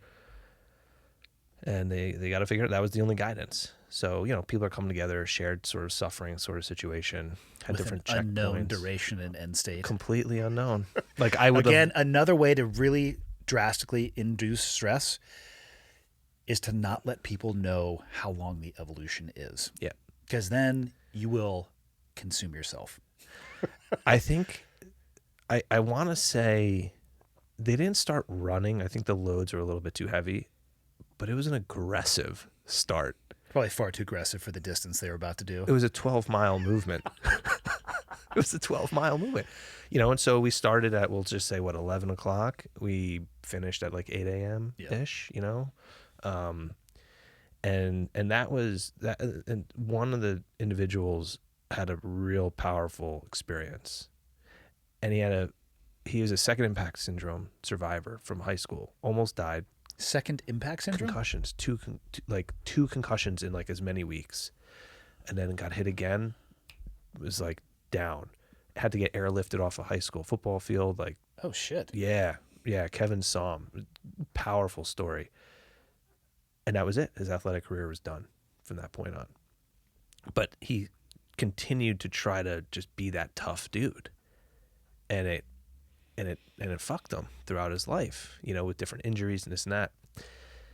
He got like knee surgery like 4 or 5 weeks before this thing, maybe. And I didn't know this. All right, I didn't. So I loaded. I put like he didn't 40, check that box. That in the was questionnaire. not. So updates is like, have you had recent surgeries or lived? He had like 40 pounds in this rock. He's a fit guy, and it's like 2 o'clock in the morning, and he's like barely able to walk, crying. He's like, hey, I don't think I can keep doing this. And I had been watching him throughout, and it was clearly like an issue. And I'm thinking, fucking A, like, we're going to have to extract him, but like, I don't want him to not be able to walk. And so I said, yeah, like, hey, you're done. So magically, Kay figured out the trail situation. I think she almost put the truck in the river, but that's a separate story.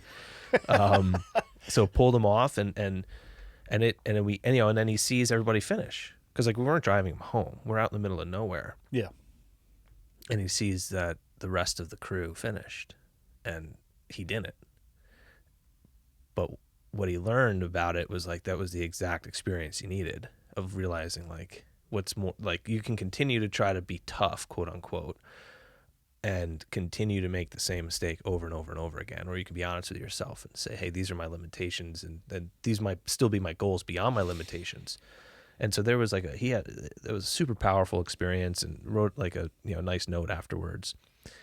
And then I kind of kept doing that. And then the breakthroughs that people were happening or the challenges that people were bringing up were heavy. Like we were unlocking things, and then there was like different, a little bit more through the intense. physical activity. You were unlocking mental things. Yeah. The physical movement was stirring up some stuff that either was pushed way the fuck down, or they didn't even really know, and it started trending towards trauma, like accessing some trauma, like repressed trauma. Yeah, or like just deep-seated attitudes towards oneself that were presented to them. And you find your limitations, you see yourself, you see maybe that honesty piece, and that's kind of part of the messaging throughout these guided events. And so people were like asking me questions and looking to work together, and it was getting towards like, this is no longer facilitating an experience, this is like dealing with a human life with long history of stuff. So I started kind of educating myself on therapy, therapeutic modalities, trauma work, that's a big one. And then I was like, look, if I'm going to continue doing this, and started working with people and, having some good results, I think I need to be ethically and professionally prepared. And so that then kind of led to looking into getting my master's of social work and doing the therapy thing. And it's amazing. And I saw this when I was a BUD/S instructor, how powerful the mind is. That guy who had just had knee surgery, who clearly should not have been rucking. Right. And if you're listening, sir, kudos to you, but also you're a dumbass. Yeah. But it speaks to my point, the power of the mind. You could literally will yourself into breaking yourself or detrimental performance for the rest of your life. Yeah. That's how powerful the whatever it is that's going on between your ears is. It is. I've heard it said before that they know more about the surface of the moon than they do about the human brain. I don't doubt it. I don't doubt it either. I mean, when you think about also how people can confront and overcome things that probably should not be, like you're like, okay, that's like a miracle essentially. Yeah. Or how people can be, myself included, imprison yourself through the same organ. Like the range of the mind, back to the point again, like what are these psychological tolerances we're talking about? And when you combine movement as well, like different intensities have different influences in different brain areas. So it's not like this brain is just this master and commander, body is like structure and muscles. Like it is a very integrated system that we're part of. And then there's that whole thing of like your soul and this who you are. Like that's not just like what you do or anything like that. And what's that all about? So you start having these experiences, or you start doing, for example, different movements or different levels of intensity with a little bit of dosing or triggering or guiding to just kind of orient you in a direction, and then execute that, things come up, And so, what do you mean by dosing? So, for example, if you take like an echo bike, like the assault bike or the echo bike or something. I just describe that as the most hellacious contraption on the face of the earth. Yes. They're like, what is that? I was like, it's a device that will give you as much as you want. It's one of the few devices that what you put into it is what you get. Yeah. It's just a fan. No big deal. Some pedals. That's it, and right? I don't know what they call it. And you can use your arms. Yeah. What's there to complain about? And you could like just sit there on a nice summer day and cool yourself off, or you can almost kill yourself. Yeah. And you can find yourself on that thing in a way that, so I create a workout for some folks, and basically it's like, 20 seconds as hard as you can, 40 seconds easy, but on the 20 seconds as hard as you can, you're really trying to like feel your entire body, and just also like not turn your mind off, but get out of the analytical realm. Yeah. And just allow whatever to come up and express Be more in the that experiential realm. Yeah, 100%. Experience it and through the body. And so that's like going to be a heavy dose. And then in the 40 seconds of rest or just recovery, just kind of like just observe what the fuck is going on. I thought you might have meant dosing as in external substances. No, although there is that. So yeah, I have talked to a lot of guys from my old job who have gone the very, well, I'm speaking for them a little bit, the very heavy dosage route where they actually go somewhere to a retreat and spend time. I had Amber and Mark's Capone on. I know you recently did something with them. And a lot of guys actually have talked about micro dosing as well. That's actually a world I have zero experience with, and quite frankly am terrified of. Right. Maybe it's because I've watched too many movies where like you eat a piece of a mushroom and then you're, shitting in a diaper at a Wendy's. I don't know why that was the analogy that I just used, but where'd you get the diaper? I don't know. It's just I'm just speaking my truth, Bill. Hey, Andy, what would you like to speak more about? No, I don't know where that came from, but obviously, so I don't know anything about it, but the number of positive experiences has been very surprising to me. Yeah. It was not something that I would have guessed. Yeah. In January, I did a retreat through vets. Why did you want to do that? I have a history of being very depressed. From like childhood on? Yeah. Yeah. So like depression, I would say, has probably been my my hardest obstacle to engage with. How does that manifest itself in you? Because, and I ask that question slightly selfishly because I don't think, I've certainly had highs and lows, and I was talking about this with somebody recently. I feel like for me, my highs are not that high and my lows are not that low. Yeah. I'm relatively middle of the road. There have been some lows that were much deeper, and I experienced more of those when I was going through a very extended divorce. Yeah. But most of the time, I'm not going to say I have a muted emotional response, but I'm kind of just like, hey, I like having one tire on each side of the line. So I don't think I've ever experienced depression. Right. And I have talked to quite a few people who have been crippled by it, and I was just curious, like I said, selfishly, what that experience was like or how it manifested in you. For me, I go numb. Like I'll just completely shut off, no joy in life, no interest really in doing anything. How would you reverse that cycle when you were younger? I think sports. So I felt a sense of peace when I was playing sports. There was a freedom. There was an expressive element. I was like a angry athlete, which was part of why I was really good, because of the physicality of soccer. I know it's not like, traditionally the most physical sport, although it's pretty damn physical. But then if you have somebody who's like gonna deliver, you're probably gonna go, if you have skill to go with it. So I think sports provided me this experience of peace and like flow zone kind of a thing that bled over into working out throughout college, and then after college, and then the military was like sort of another kind of, I'm going to train for that. Crazy, physically active. Yeah. And so I kind of dealt with all of that through a physical realm.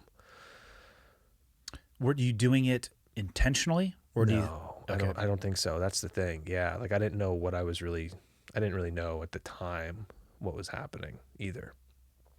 And so now, with the depression, it's like just not wanting, to do anything. And it's not even like not wanting to do anything. It's feeling as if you're not living. Like when I have a when I'm like deep in it, it's just feeling like I'm dead. And that's How long does that last? I don't know honestly, like over the past few years when it's been the worst, it's just kind of been the state, the long act. There's like, it's almost as if, and there's like a storm clouds, dark clouds rolling in, Mm-hmm. but then there's that little hole where some sunlight gets through. That's kind of what some of my mental health situation has been with depression. And there's, question, is it depression or is it like a bipolar situation?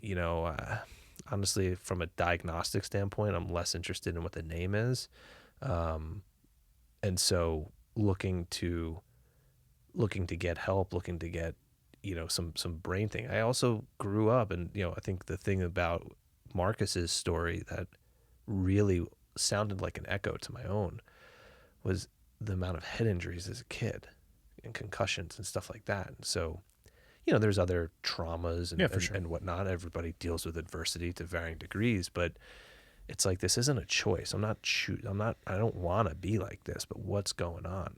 I can't imagine anybody who would want to feel that way. No, because it's awful. And you see, for me, one of the most agonizing things is seeing the very reasons and the justifications and the evidence for why my life is good in my external reality, and internally just feeling dead. Did you notice that more out of the military? Yeah. Okay. Yeah. Yeah, for sure. For sure.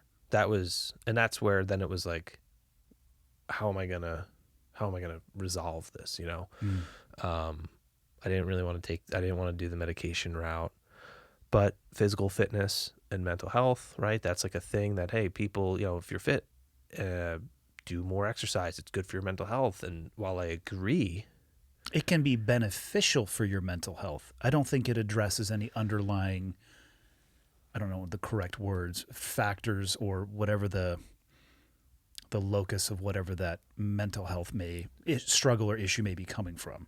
I agree. Yeah. And I think it's like, because I've been fancy myself as a fit individual, super, Yeah, your shirtless pictures disgust me.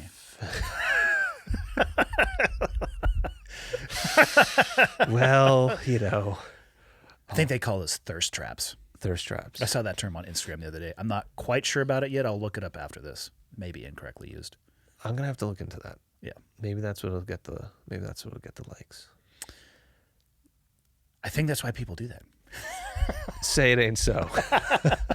But yeah, so I was kind of like, well, I'm super fit. Like I can do, anything physical. Like I like my chances to be able to at least do, like, try it.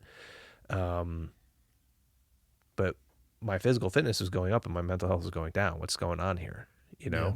And so I think that's part of where in the work with Between the Ears and Now also, there are different types of modalities physically that you can create and share with people that do have different, implications on your nervous system, on your brain, and kind of getting systems aligned. I think about us as like our system as like a stool, like a three-legged stool. The legs of the stool are your physical, your mental, and your emotional. Now, I think recently the fourth one they'll add is like certainly a spiritual element, which I'll talk about that in a second with my psychedelic experience. But previously, like those three legs of the stool, now if one of those legs is 3 times longer than the other, like there's a problem. And the purpose of those legs is to work together to support whoever is sitting on that stool. It's not just for nice stools of the leg. It's to serve a function of supporting you and who you want to be. And so, from the mental, emotional, physical side, they all have to work together. There is obviously this, synergy with them. And unfortunately, the things that sometimes get us very, very fit are only one component of that. And they come at a detriment to others, or ways of thinking. They can serve very well for one purpose, but at a detriment to the others. And so it's interesting you say that. my fiance is a black belt in jiu-jitsu, and she teaches a lot of people.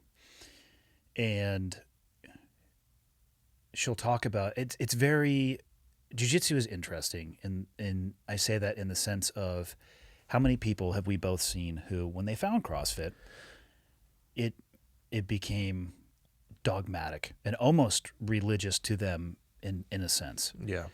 And they started using it almost as a therapy. Yeah. But to your point, it's not addressing everything in totality. In jiu-jitsu, she has said the same things. Like, some people will get addicted to this because they're actually using it as a coping mechanism, Yeah. and an outlet to probably not deal with what it is that they should deal with. They're just pouring themselves into it physically. But again, it goes back to that doesn't actually address the root cause of the issue. Yeah. And even some therapies aren't going to do that either, you know? And so everybody needs coping mechanisms. That's especially if you're doing any trauma work with someone. If you start diving into the trauma work without checking in with, hey, what healthy coping mechanisms do you have? I love jiu-jitsu. I go, okay, great. Here, check it out. When we're doing our work together, like every Tuesday, is that when you go to class, Tuesday, Thursday? Make sure you keep going, because that's going to be a positive, healthy outlet to deal with what's most likely going to come up. You have to build the scaffolding if you're going to take people up to the edge.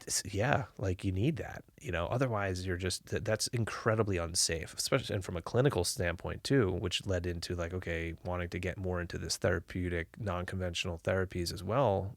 That's something that's going to have to be addressed. But if somebody is only coping, yeah, they're not really healing.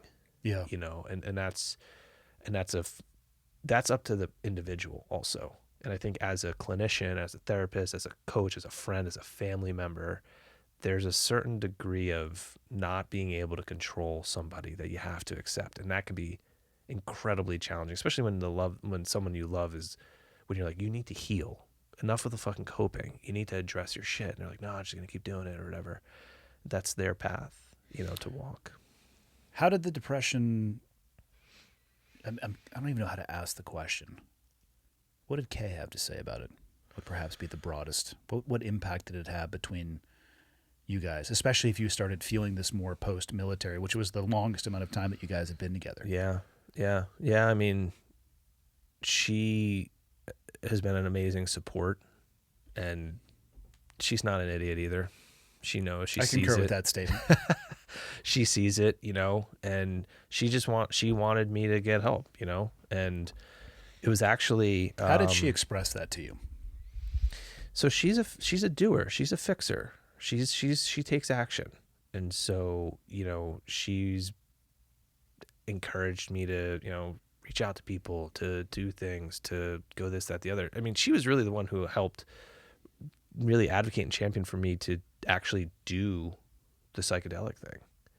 And because she's also seen like how I don't know if it's pride, if it's whatever, you know, but like I won't stand up for myself. I won't advocate for myself. You know, I'll give my life for somebody else. But when it comes to doing a very basic thing or just a helpful thing for me, it's just like, no. And I think it comes down to like, you know, there's this, for whatever reason, there's this thing with worth. And if you don't believe in your own worth from within, then doing those types of things is it's incredibly challenging. Yeah. And frankly, coming from my whole life was one giant evaluation. So I'm not blaming that on anybody. Like I chose to do that, but soccer, like every time, you know, playing at the highest levels, like every single session, you're vying for a spot. The military, like any day could be the one where you're like, yep, your shit's in the hallway. Yeah. And so when you go through developmental phases where who you are as a human being is depending upon your perceived worth from somebody in a position of authority or power or evaluative, you know, criteria, I think that certainly has an impact. And so for me, you know, doing the basic things for myself has been some of the hardest shit I've ever had to do. It's easy to focus the energy elsewhere. Without a doubt. It's a great distraction. Yeah. I'd be like, listen, I'm doing okay. Look at what I'm doing over here. Yeah. to try to help others. And meanwhile, you're just fucking auguring in like a lead balloon. Right. And that's where the honesty thing too. Like, Yeah. I think it comes down to, it comes back to that. So what were you expecting? And for people listening, if you want to know more about the VETS program, I had Amber and Marcus Capone on the podcast, and they explained it better than either you or I could, Bill. Yes. So just defer back to that, or refer back to that. What were you expecting, or what were you hoping to get out of that? So I tried to keep my expectations open, because now, you're kind of getting into an environment and an experience where I wasn't like a big drug guy. So I never was in a really altered state of consciousness. Obviously I had alcohol and a little bit of pot, but like really not much, you know what I mean? That wasn't my thing. And You weren't snorting lines of coke off a I hood wasn't, of a Corvette. Yeah, like there was certainly Not that I think people should do that, nor do I know where that came from either. So no, like seventh group, but yeah, what are you gonna do? It is what it is. not that. No, certainly not. No. So I never was in I never had any type of Okay. experience So it was like that. unknown. Completely unknown. Did you have any hesitation or trepidation about it? I think there's always a little bit of that when you go into a state of unknown, but what was stronger was like a desire to get better, to have an experience that, and I know a shitload about, working with people, about health, about fitness, about therapy, about all this stuff. I know a lot, but it's not for lack of knowing. But that self-administration standpoint, like there's a certain point I think where you have to let go and be like, I need help. I can't do this on my own. The ego needs to kind of get blasted a bit. And so my intention going in was to, be open to it. And really I wanted to try to, there was two real things. I wanted to try to stop, or at least kind of figure out how to not just live in my head so much, and that over analytical kind of overdrive of the analytical mind. Probably highly critical, highly self-critical. Yeah, totally. It's really awesome. This negative self-talk. Just wake up in the morning, look in the mirror, and be like, "Fuck you." Yeah. like look at yourself. Look at you. How much are you gonna suck today? That much? You can do better. You can suck more than that. Yeah. You're not even sucking good enough. Yeah. Yeah. And so, I think so the analytical part for sure, that control element. But then I wanted to feel alive. I just, and it's not every day. And, there's obviously ups and downs and stuff like that. So those were really like my intentions going in, and it definitely provided that. How was it for you? I mean, I know a lot of people struggle to describe the experience because it was indescribable. Yeah. How was it for you? So I did the Ibogaine 5-MeO DMT Okay. powerhouse combination. And You do them on separate days, though, correct? Yeah. Okay. Yeah. Yep. Might be a little bit too much for our mere mortal brains Well, to go back to back. I honestly, and the Ibogaine, that's traditionally, I guess, described as like a pretty intense experience, not really all that pleasant. Yeah. I felt a degree of peace on that one that I hadn't felt before. I didn't have any of the you think of psychedelics, and there's, at least me, when I thought of psychedelics, I thought, okay, I'm going to be seeing like crazy colors and dragons flying around and Very Hollywood movie-esque. for sure. Yeah. Complete, just, I don't know anything other than what pop culture basically says. I didn't have any visuals on that one. Didn't really have any like audio kind of things. But I was right away, like for the first, I think it was probably like 3 or 4 hours maybe, because it's like an 8 to 12 hour session. I was beating myself up over the fact that it wasn't working and I was fucking it up. It's perfect. Yeah. You know what I mean? And Yeah. it's like, and I remember one of the guys. You're not even good enough at this. Yeah. And then you go down that realm of like, okay, so here's one of the most powerful psychedelics available, and it's not working. You're never going to get better. There's no hope, right? Like, I mean, it's just, and then you're in your head and I'm in my head with this. And one of the guides, the facilitators, who like anybody from a professional standpoint, 10 out of 10. Like from everything standpoint, 10 out of 10. But like the professional, like what they have going on with that program gives me hope for humanity. Actually, it's, and that's why we want to continue to do as much as we possibly can to share it with more, because it was top notch. Yep. But I remember him saying like, hey, somebody was having this experience and, they weren't having the thing that they wanted. So they just like kind of checked in with their intention. And so I remembered that. And so during this thing, while I'm like beating myself up, analyzing my experience, I was like, well, okay, medicine, like, what do you want? What are you trying to teach me? What are you trying to show me here? And there's this response, not even like a voice, but like just a force of a response of like, well, what did you fucking come here for?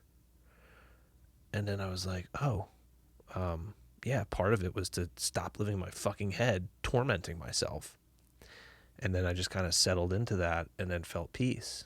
And so it was not what I expected. Like I thought it was going to be like violent throwing up, and Which is what some people describe it as. for sure. And some people, like the two other dudes I was with, like they had purged a little bit, one more so than the other, but each of us had our own individual thing.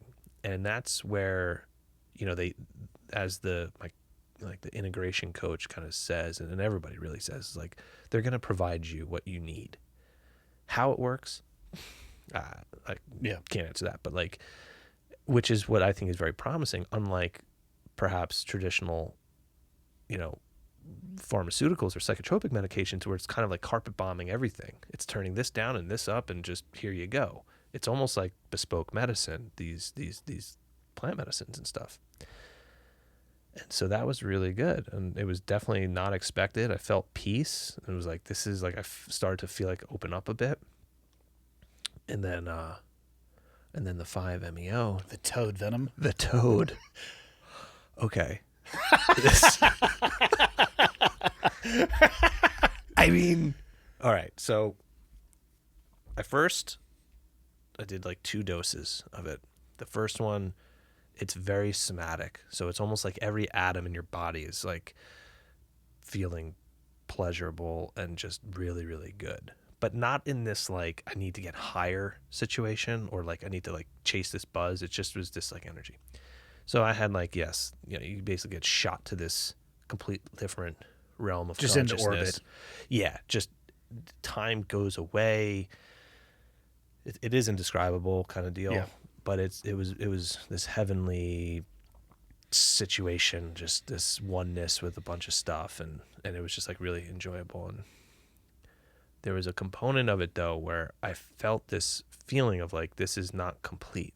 Like there's an incompleteness here. Again, not I want to get that again, like an addiction kind of reach towards, but like there was just this incompleteness.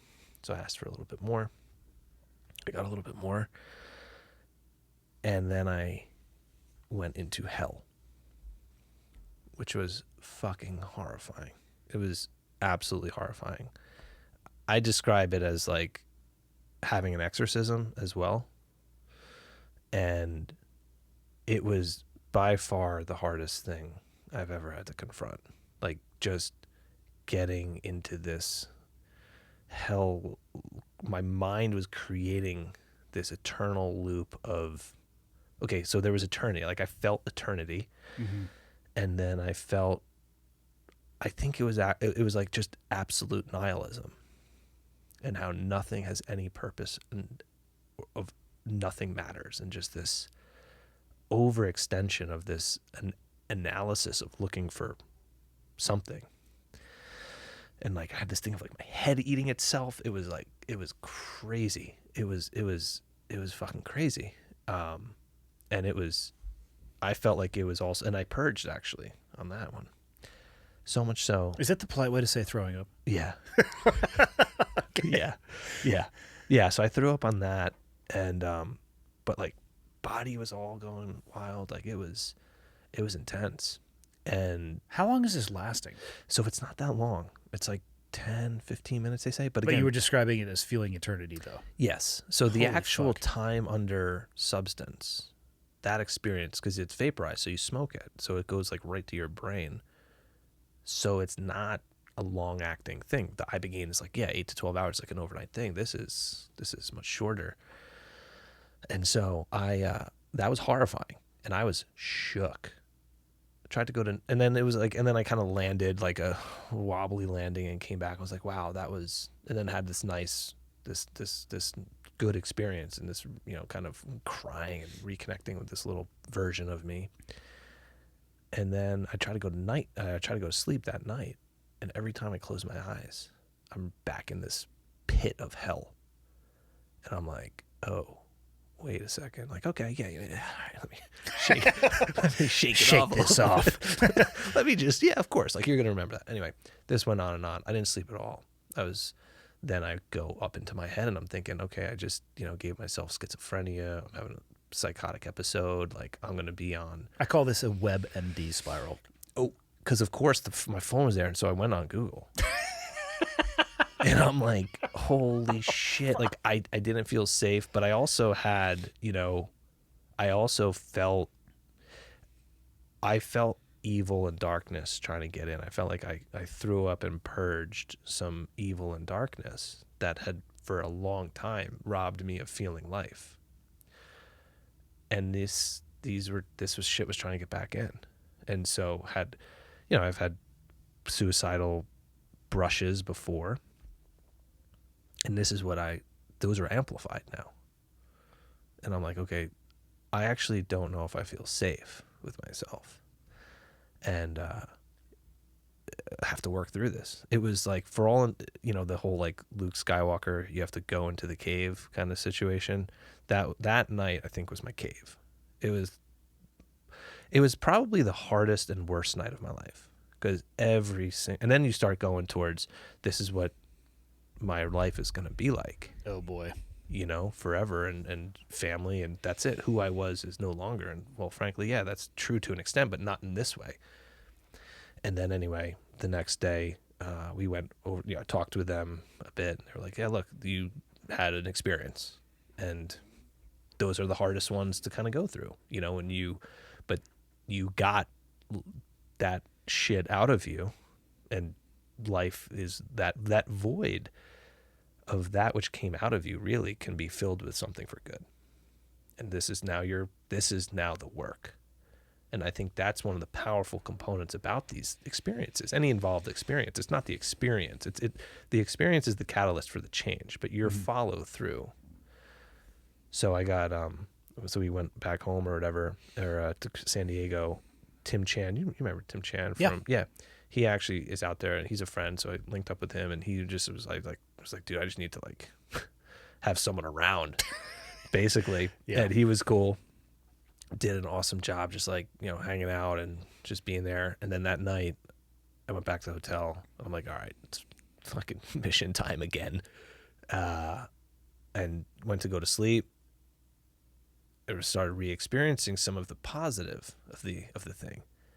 But there was voices. There was like, hey, just like this is why you should just throw yourself off the balcony. Fuck. Yeah.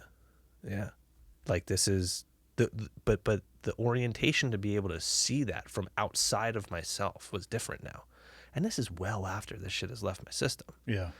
So I didn't quite know really just how much that shit was still in me, but was able to just orient towards it and be like, yeah, that's not me. That's not something I believe, and dismiss it and move past it. So there was these cycles of this. And then on the last one, probably like 3 or 4 cycles, had this vision sort of like a hand, like going like this. And I'm like this little speck at the end of this finger. And this presence came over me. It was like, you're with God now. And I had this like huge like inhale, sat up in bed, like cried a little bit, and then felt fucking amazing. And like, just like I had like a rebirth. And this was like a full 24 hours after. Was a religion part of your life before that? I mean, I grew up Catholic in the Catholic Church. Doesn't necessarily mean you're religious. Definitely didn't, yeah. And I realized, like, through this experience, one of the things it showed me was that that void where I think that darkness and evil kind of really occupied was that spiritual void. Spiritually, had been out of practice for a long time, and just kind of was like that entered, different life experiences, different jobs and whatnot. And so since that retreat, that leg of the stool, that spiritual leg of the stool, has been something that I've been much more intentional with trying to cultivate. And I don't know what it is and can't define it or, box it in like, organized religion. But this connection to something bigger, is certainly for me, this spiritual route to spiritual fitness kind of situation to try to develop, to experience life in a better way. How did that trip and that experience, trip meaning not the drug-induced trip, but the actual journey down there and then coming back, did that change anything at all with you and Kay? Yeah. So she noticed right away when I came home, just the difference, more life, more, just a different energy, and it does sound like I'm as cynical as they get, so you start talking about Have you energy, right? And it's like you start, we don't like things that we can't define or touch, or we don't do well with the unknown or the undefinable. But that is such obviously like a huge part of our experience and whatnot. And so, to say that like I could feel your energy, everybody can feel energy, but then when you start to really like speak about it, it can kind of get like a little woo-woo and just out there and new agey. Well, and the descriptions are also often like super choppy. Like you don't know the right words to use to describe what you're talking about. Right. And I think that lends itself to that we can't. Like our mind is so powerful, but it's a limitation as well. And as soon as we try to box in these experiences that are bigger than our conceptual minds and use of language can categorize, we lose it. Like you can't put the ocean in a box. You can't contain it. It's this massive thing. And so she noticed just a different energy, But there's also, especially in therapy, like there's like family systems therapy as well. And that's an approach to basically looking at somebody as a unit within the family, a unit within the organization. And any change to any unit within that is going to have a change on the system as a whole. Makes sense. Right? Well, part of that is also like the person that I've been and the person that she's been living with, just because I might be feeling better, like that doesn't necessarily mean that all is going to be rainbows and unicorns, especially for her. She's had years of preparing. Like, I wonder when the next shoe is going to drop. I wonder if, there's been times where she's said, like, I don't know if I've, like, she's had to go check my gun. Really? Yeah. Yeah. Where she's felt concerned like that. And like part of this integration, and this is where I think, the psychedelics are a promise and a beacon of hope, because it's not just about the fucking medicine. It's about what you do after it and the experience. It's this catalyst for change that somehow provides an individual and unique experience for what you kind of need to work through, however it works. That's my only concern, is that people will look at it like they do.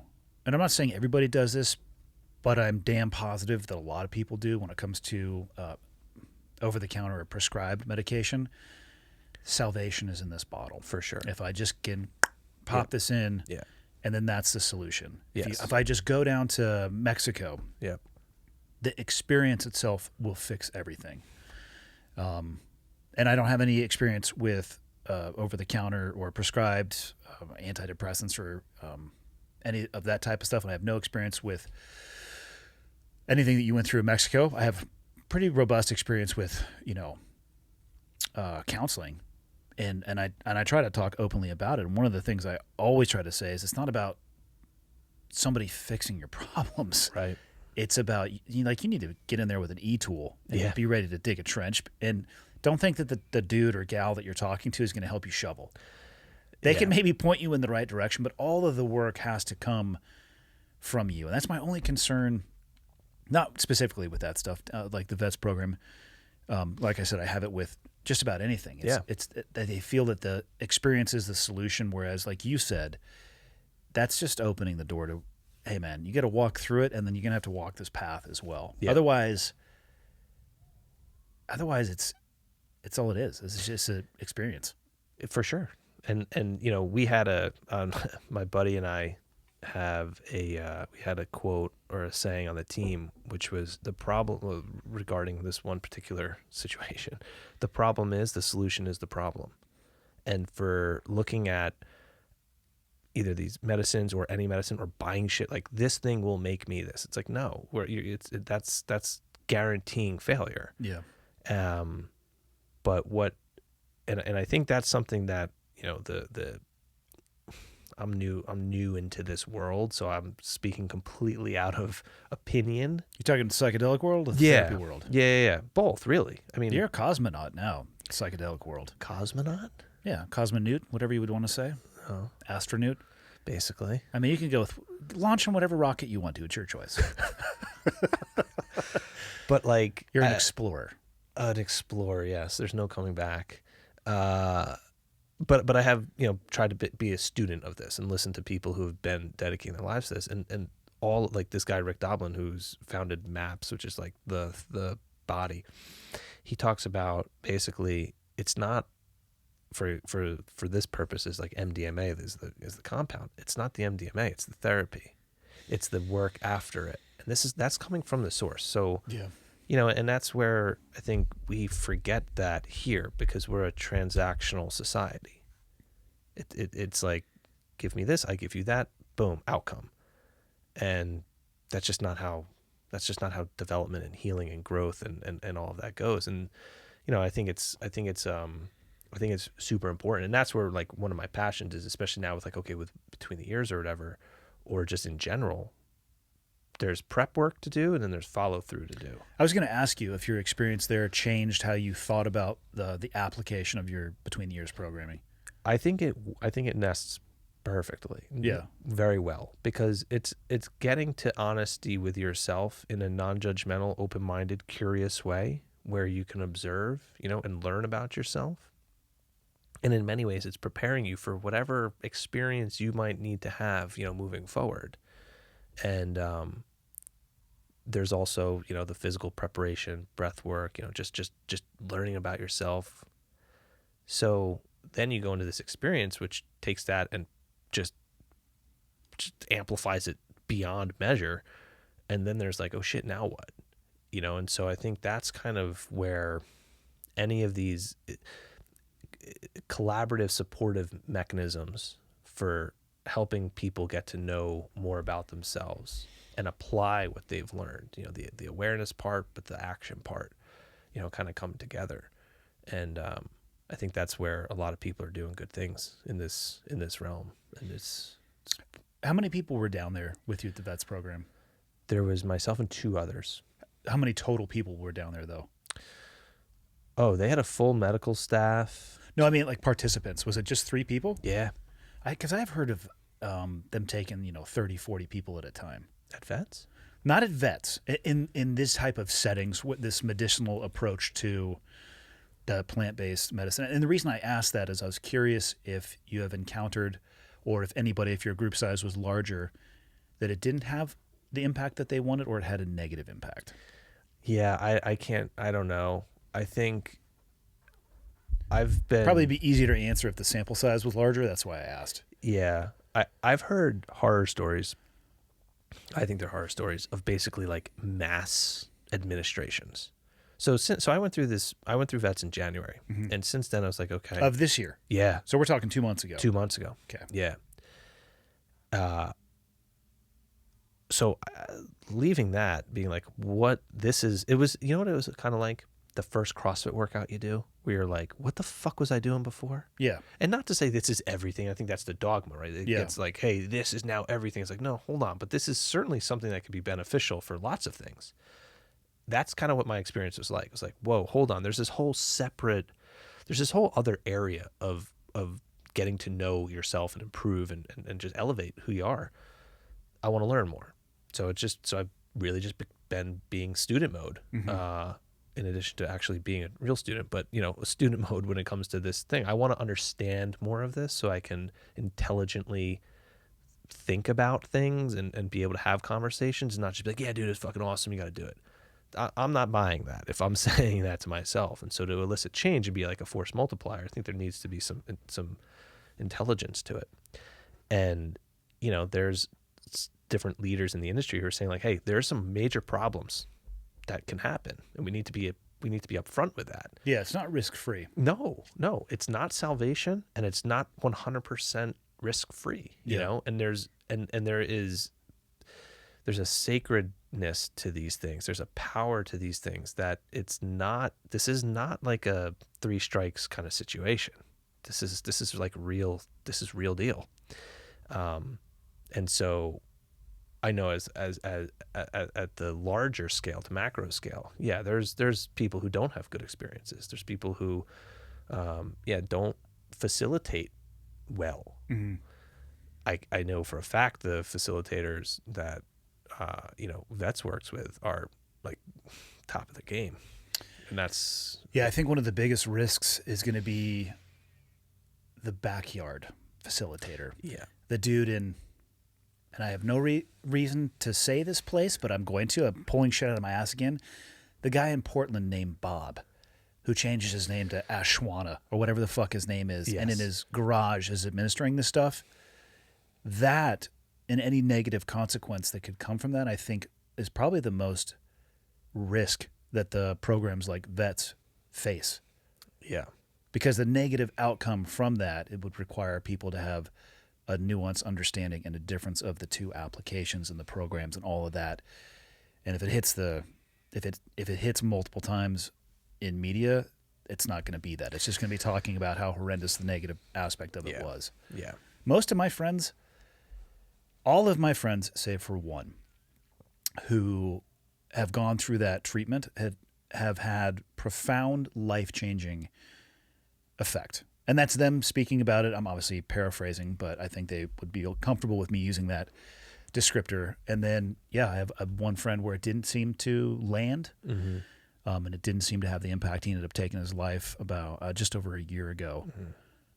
So, I'm fascinated by it. Terrified of it. Full disclosure, to a degree, because, again, totally unknown. Yeah. I totally have the Hollywood cinematic. Like, am I going to be fucking chased around by the goddamn dragons for the next 8 hours? Because I don't want to do that. Right. Right. Well, and I think that's the thing. Like, it's not, people can escape into anything.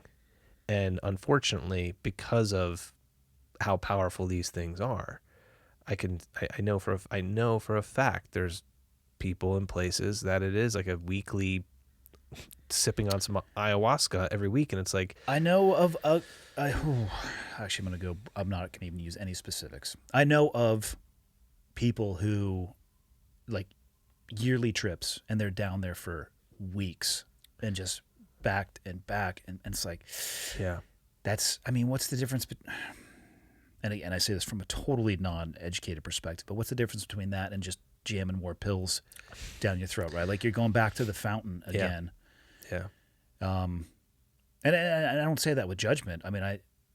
We all have our own demons and the ways that people are able to work through that. And if they find that to be the approach that works for them, okay. But then it goes back to your point. Are you coping, or are you actually doing the work? Yeah. And are you being honest with yourself? Yeah. Like, and I think that's where the leaders, we just came back from this 4x4x48 event that. Yeah. What the fuck is wrong with you, by the way? Why? What do you mean? Why run anywhere? You know what? I'll get you a one wheel. Oh my God. Marcus, our son, has one of those. He's like got like 1,000 miles on it. Yeah. I just hate running. I despise running. So yeah, it's funny. I came back from the retreat and I started to try to get back, and I came back on I don't know what it was, Sunday maybe. And on Monday I went back into the gym and I did a warm up, and I was like, okay, hold on a second. Yeah. This is not I need to pull off a little bit. We'll be taking a few days off now. Yeah. And so when it was time to return back to exercising, I was like, all right, I just had this desire to run, and I haven't run in years, really. As a soccer player, all you did was run. I'm like, fuck that. I don't want to do that anymore. And then all of a sudden I saw, like a week later, I saw the call for volunteers to raise money. And that, so, you know, but I do have a body that is capable. I do have a body I care about. And there's a lot of friends, you know, there's a lot of people we know who they don't have that ability via, you know, either limbs gone, back, you know, destroyed, injuries. Yeah, just wear and tear. Wear and tear. I'm fortunate that that's not, like, I've got this body that I can use for something good. It's my vessel to experience life, and I want to do it in a positive direction and in a good vector. And so that was why, to raise money, you know, to use our, What was it? 4 miles every 4 hours for 48 hours. yeah. You need to go back to Mexico. You still got some fucking issues. Well, you want to hear one better? I'll say this.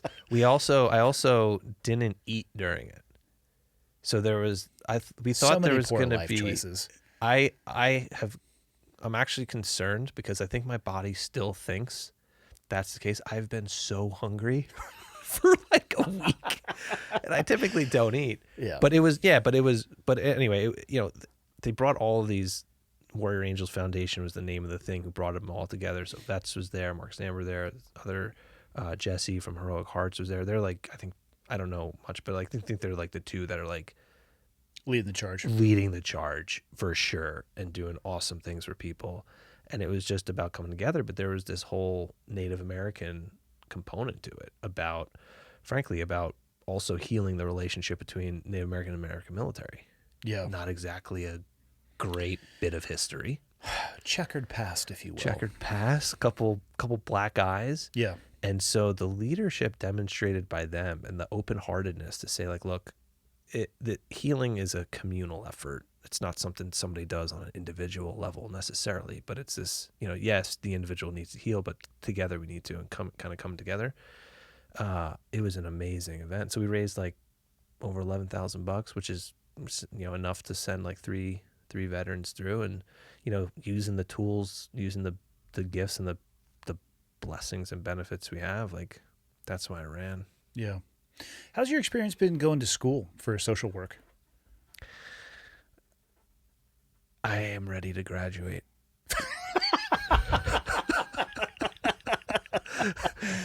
May? It's like a month. Yeah. Do you go sit in the seat? Or are you doing virtual? So it's back in person. Okay. So I started in 2021. I started January of last year. Went straight through. We opened a small gym, Between the Ears gym, actually, in 2020. So like mid-pandemic. Yeah, perfect timing. Right. 2 months later, I decided to go back to school full time. So it's like, okay, so now Kay is basically running that, and she's doing a great job with it. But I'm also interning at the VA, actually, which is an interesting For counseling? thing. Yeah. What's the average age demographic you're working with? Mostly Vietnam veterans. That was going to be my guess. Yeah. Actually. Yeah, mostly Vietnam veterans who I never really had much interaction. A couple, like I was fortunate to learn from Ernie Tabata at the Q course. You know, he's like a legend. But I didn't really have any like real interactions, you know, with my family. My grandfathers were both in World War II, and then military service actually skipped a generation. And then my brother, myself, my cousin all went in. But anyway, it's mostly Vietnam veterans, some younger guys and gals. But yeah, that's pretty much it. So I'm ready to graduate in May, and it's been tough to be back in the seat for sure. But it's worth it, you know. And at the time, I didn't know anything would happen, but it was just I think the path of trying to just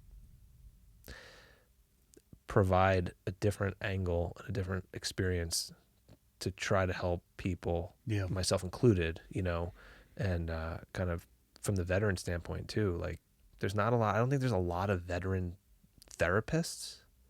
And so I know of more now. There's a couple guys that I serve with who are pursuing that path as well. Oh, good. And I think it's based off of a profound experience that they had working with somebody at some point along the time in their journey, and they want to replicate that and provide that for others. It's very much a pay it forward kind of deal. Mm-hmm. It's a form of service. Like, you don't only need to wear a uniform to serve. if you There's many ways to serve. Many. I get that question all the time on the Friday episodes that I do. It's like, I did the family business until my mid-30s. It's too late. And I can't shake this feeling that I didn't serve. It's like, dude, serve in your local community. Go be a coach on a sports team. Yeah. Go help and volunteer. First off, don't be a piece of shit. Let's start there. Right. Let's Simple. be a good person. Yes. And then we can ripple that out. Yeah. Maybe help your neighbor out, help your community out, help the school, help the kid. Like, there's so many different things you can do without putting a uniform on. When you're at the VA, so when you're interning there, are you basically sitting in on the counseling sessions? So I'm either co-facilitating groups, facilitating them on my own, or working with individuals on my own. Are you surprised at all by, and I've been to none of these, are you surprised at all by what the Vietnam generation is still working their way through? Because we're talking people in their 60s and 70s at this point. It hit me. I'll say that. It hit me. It moved me. Can you imagine carrying that fucking suitcase for that long? That's one of the things people say. I started at the VA, I think like 6 months ago, maybe. So personally, the shit show that was Afghanistan was incredibly hard to watch. Oh, the withdrawal? Yeah. Yeah. Were you surprised by it, though? Not the withdrawal, but what happened after No, of course not. Yeah, okay. Of course not. Just checking. No, yeah. Just it was like, checking. well, obviously, this is what's going to happen. All the vets I served with, they're like, oh, no. That was definitely going to happen. Yeah. We fucked up how we got out of there, but that was definitely going to happen. Well, like, you can know how the movie's going to end.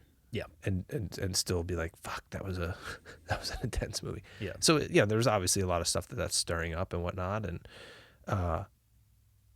in the groups, they were like, this is the same shit 50 fucking years ago. Yeah. The same thing. We saw the same bird on the same embassy, the same thing. And they're like, we've been carrying this thing for 50 years. And so for them to see that was another triggering event. And, that hit me. Really, that hit me. My dad he served in Vietnam, and I lived in Montana when I was young down in Missoula, about 120 miles south of here. And the reason we made the move is that my mom basically gave my dad an ultimatum. And the ultimatum was, you're going to work on yourself or I'm out of here with the kids. And so he explored and I think it was through the VA, but also he explored some very intensive counseling, physical and the group stuff as well too. And my theory on war, and I think it will always be this, is that if you touch war, it will touch you back. Mm-hmm. So it will change you. It doesn't have to ruin your life. I actually think I'm a better person because of my experience. Right. So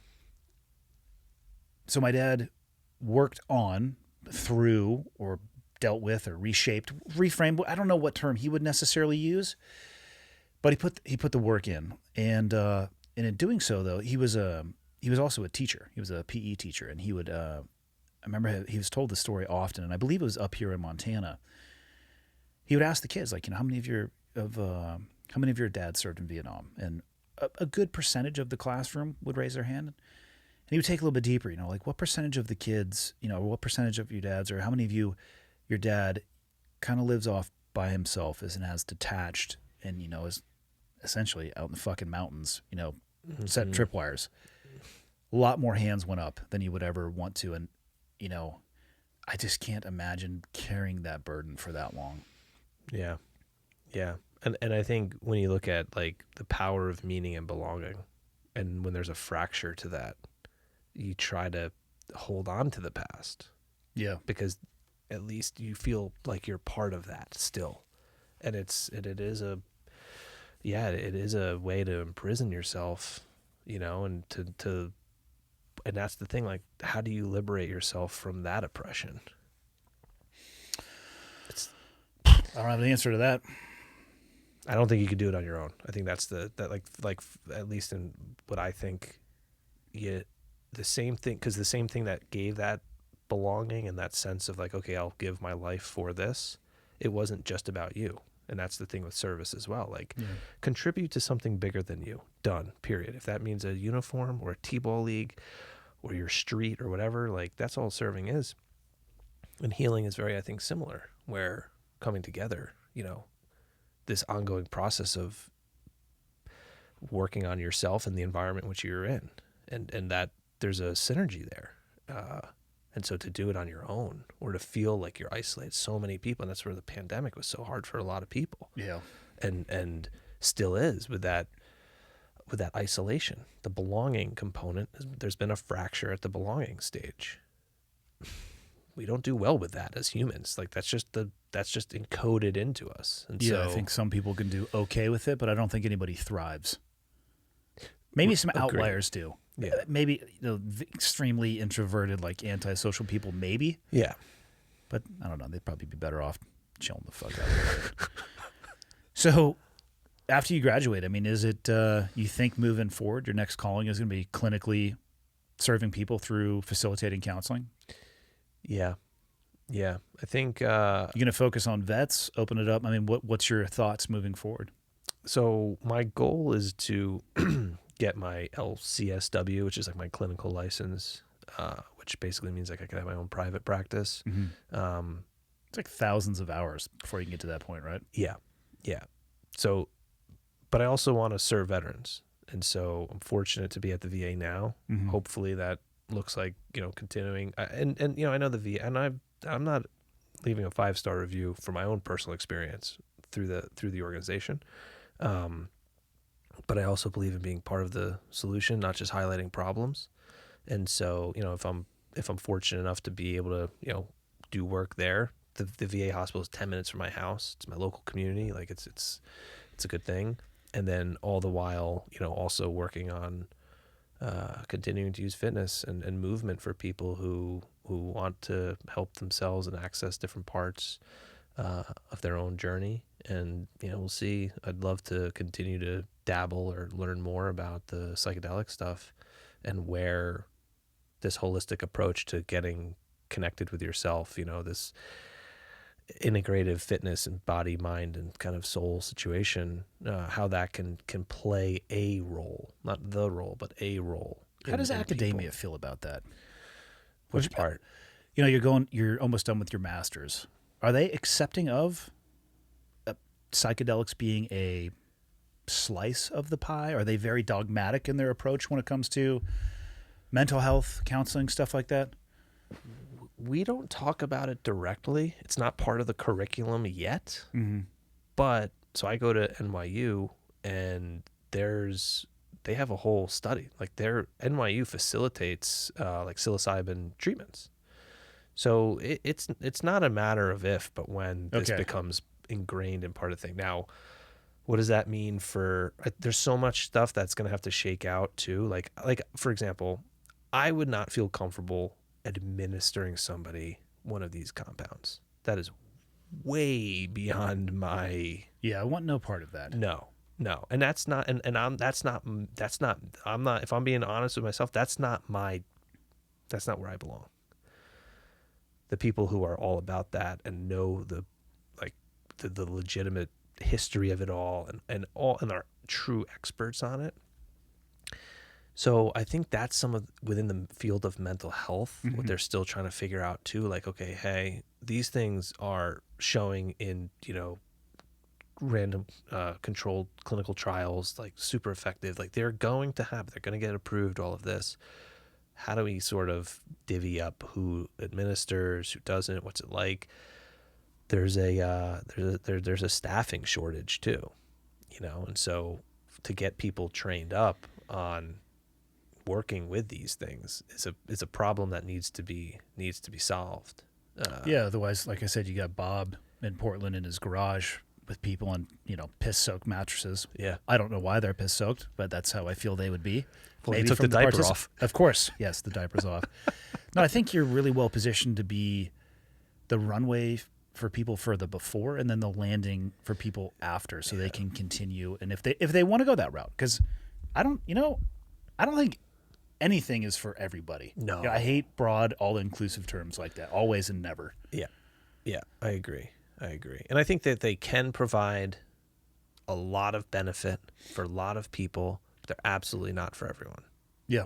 And there's like, that's great too, you know, to be able to say like, look, these things are are solid. Because as soon as it starts becoming like evangelical with like, no, like enforcing it upon, like, again, I'm thinking about myself, like I'm out. For sure. Yeah, I'm in the same Total boat. turn off, like not happening. And then, yeah. Anybody, you have to. I'm like, yeah, you have to go fuck yourself. yeah, exactly. Yeah, I don't do well with that at all. No. Fuck, man, it's refreshing to sit down and talk with people who are willing to explore everything that's out there as opposed to being dogmatic. I get very turned off by people who have the answers to everything and you need to do this, and this. Even when it, like, to go back to jiu-jitsu, like, I like it when people will teach a principle and not necessarily a technique. For sure. Because what if not that I want to fight Manu Bull. Is he still alive? God damn it. I don't know if this is a good analogy. The basketball player? Yeah. Or some other dude who's 8 feet tall. Yeah. All right. And then, of course, on the other end, I mean, you have a small person. I don't think that a technique is going to work equally across both. But principles could help bridge that gap. Yeah. I feel much more comfortable with those. Yeah. The dogma, when I start to sense also like the dogma meter start to flicker and dance around the red, it's like, fuck no. Like, and unfortunately, like, I think it comes down to just ignorance, you know, with that being, you've reached the limitation, like, of what you've reached your limitation and you don't know that. So you think you've got it all, but really it's like, you know, those like Russian doll things. Oh yeah. Like you're one of the those nesting dolls. Yeah. You're like the third out of Pull 11. that straight out of my ass right there, just so you know what that term. It's no big deal. I'm pretty cultured. Have you spent time in Russia? I actually have been there. Really? Yeah. Walking around Red Square is a trip. There are still painted lines on the, I think it was brick, with like, this is where the missile truck goes, this is where the armored personnel carrier goes. But what they also don't tell you is on the other side of the square is a fucking shopping mall. Oh, really? Yeah. It's like a Gucci store in there, like Louis Vuitton. It's directly across from the Kremlin. Oh, my God. In the same shared square where there's the, I don't know if it would be a church, but it's got the multicolored, it looks like not a popsicle, but a lollipop almost colors. Yeah, so like if this is the square, there's like the Kremlin, and then there's the shopping mall, and then here's the church.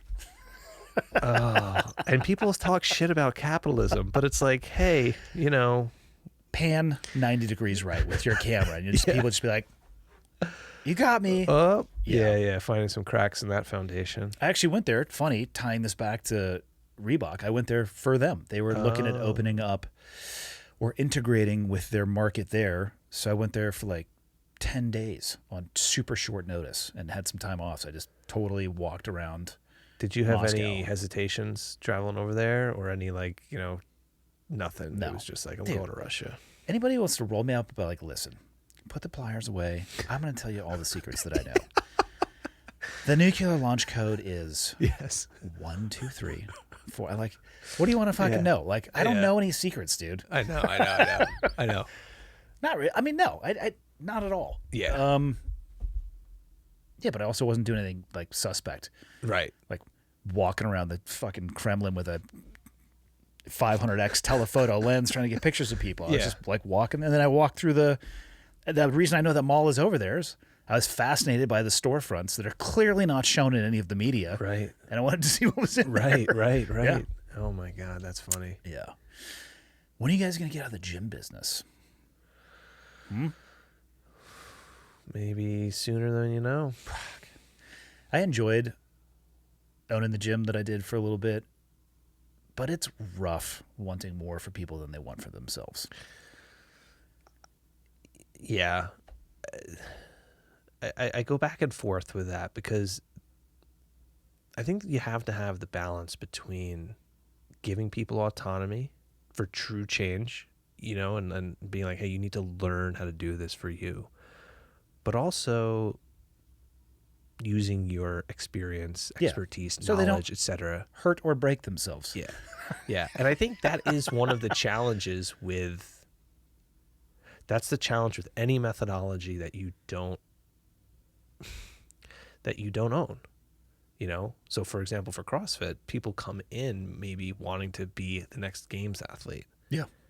And you're like, yeah, but no, that's not actually what the thing was or what we're trying to do.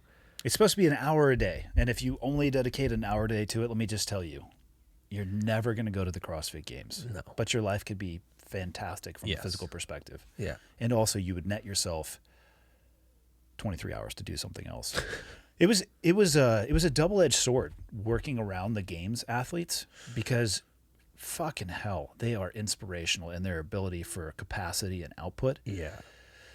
But they also sacrifice, and I think it's largely unseen, that sacrifice life experiences, because they are a professional at that. Sure. So they are, I mean, they have months and months and months and months and months and months and months and months planned out.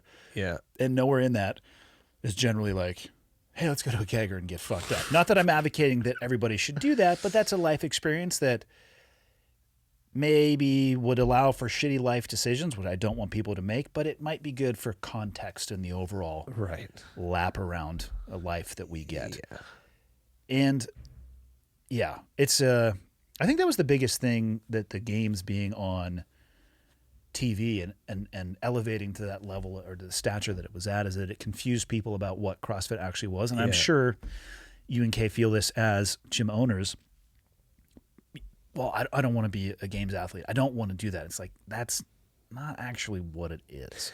Right. It's a confusion point for a lot of people. Yeah. And actually the games themselves, in my opinion at least, and from what I've seen, they're very polarizing. People are very either inspired by it, they're like, fuck that, I don't want any part of that. Yeah. And I think people, like, for whatever reason, I think we naturally compare down.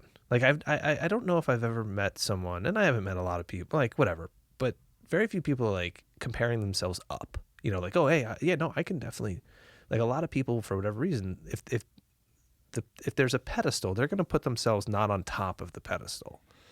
I know some people who would definitely compare up, even with zero experience in what it is they are comparing themselves.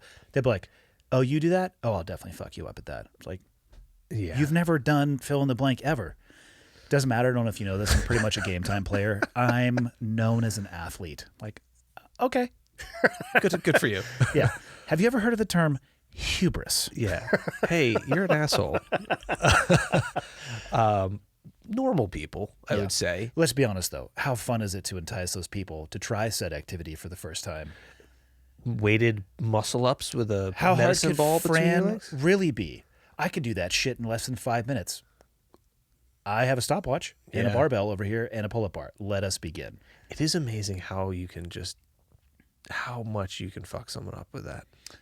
Yes.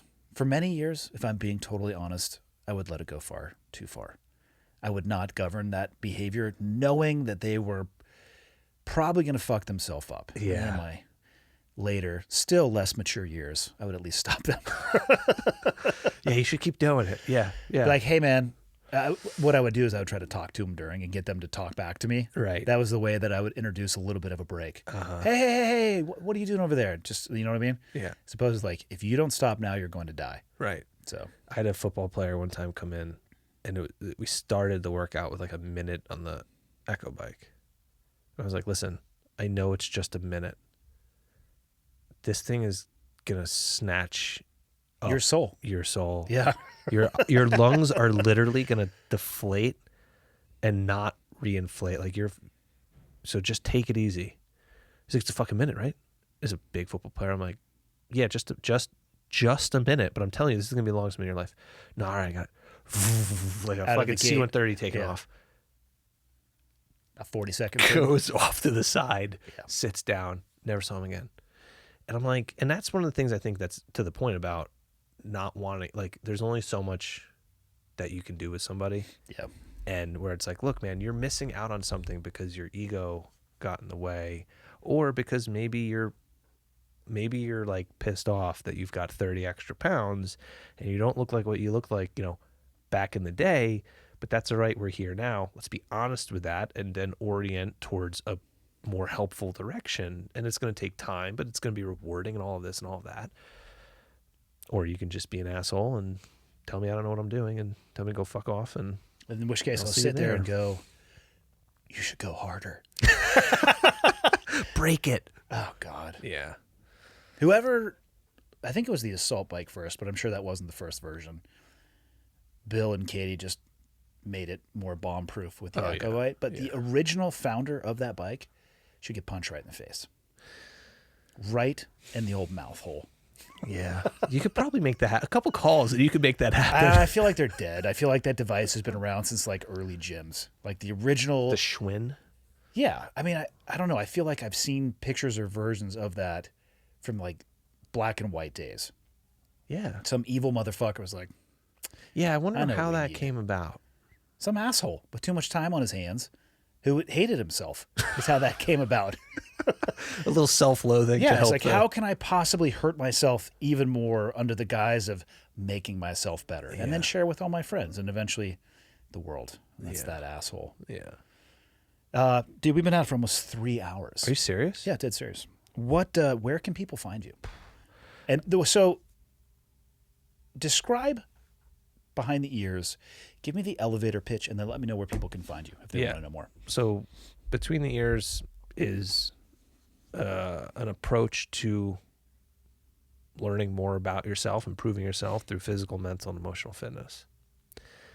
That's like basically the bottom atomic level of what it is. What that means to each person is going to be different, and that's part of the exploration, the phase of that. People can find me on Instagram. Bill Anthes is probably the best way. At Bill Anthes. At Bill Anthes, very original. Between the Ears is spelled BTWN The Ears. Does it have an Instagram page as well? It does. Okay. Yeah. I post more to my personal situation. I don't love social media, but It's neither social nor media. that's true. What should it be called? A waste of fucking time. Yeah, basically. Yeah. I was held, like when I got out from the retreat, I was like, done. That's obviously not a thing. You know what I mean? Like, You need this it is- for your business at this point. And then I almost. was like, Yeah. yeah, you know. Make sure you're using it and it's not using you.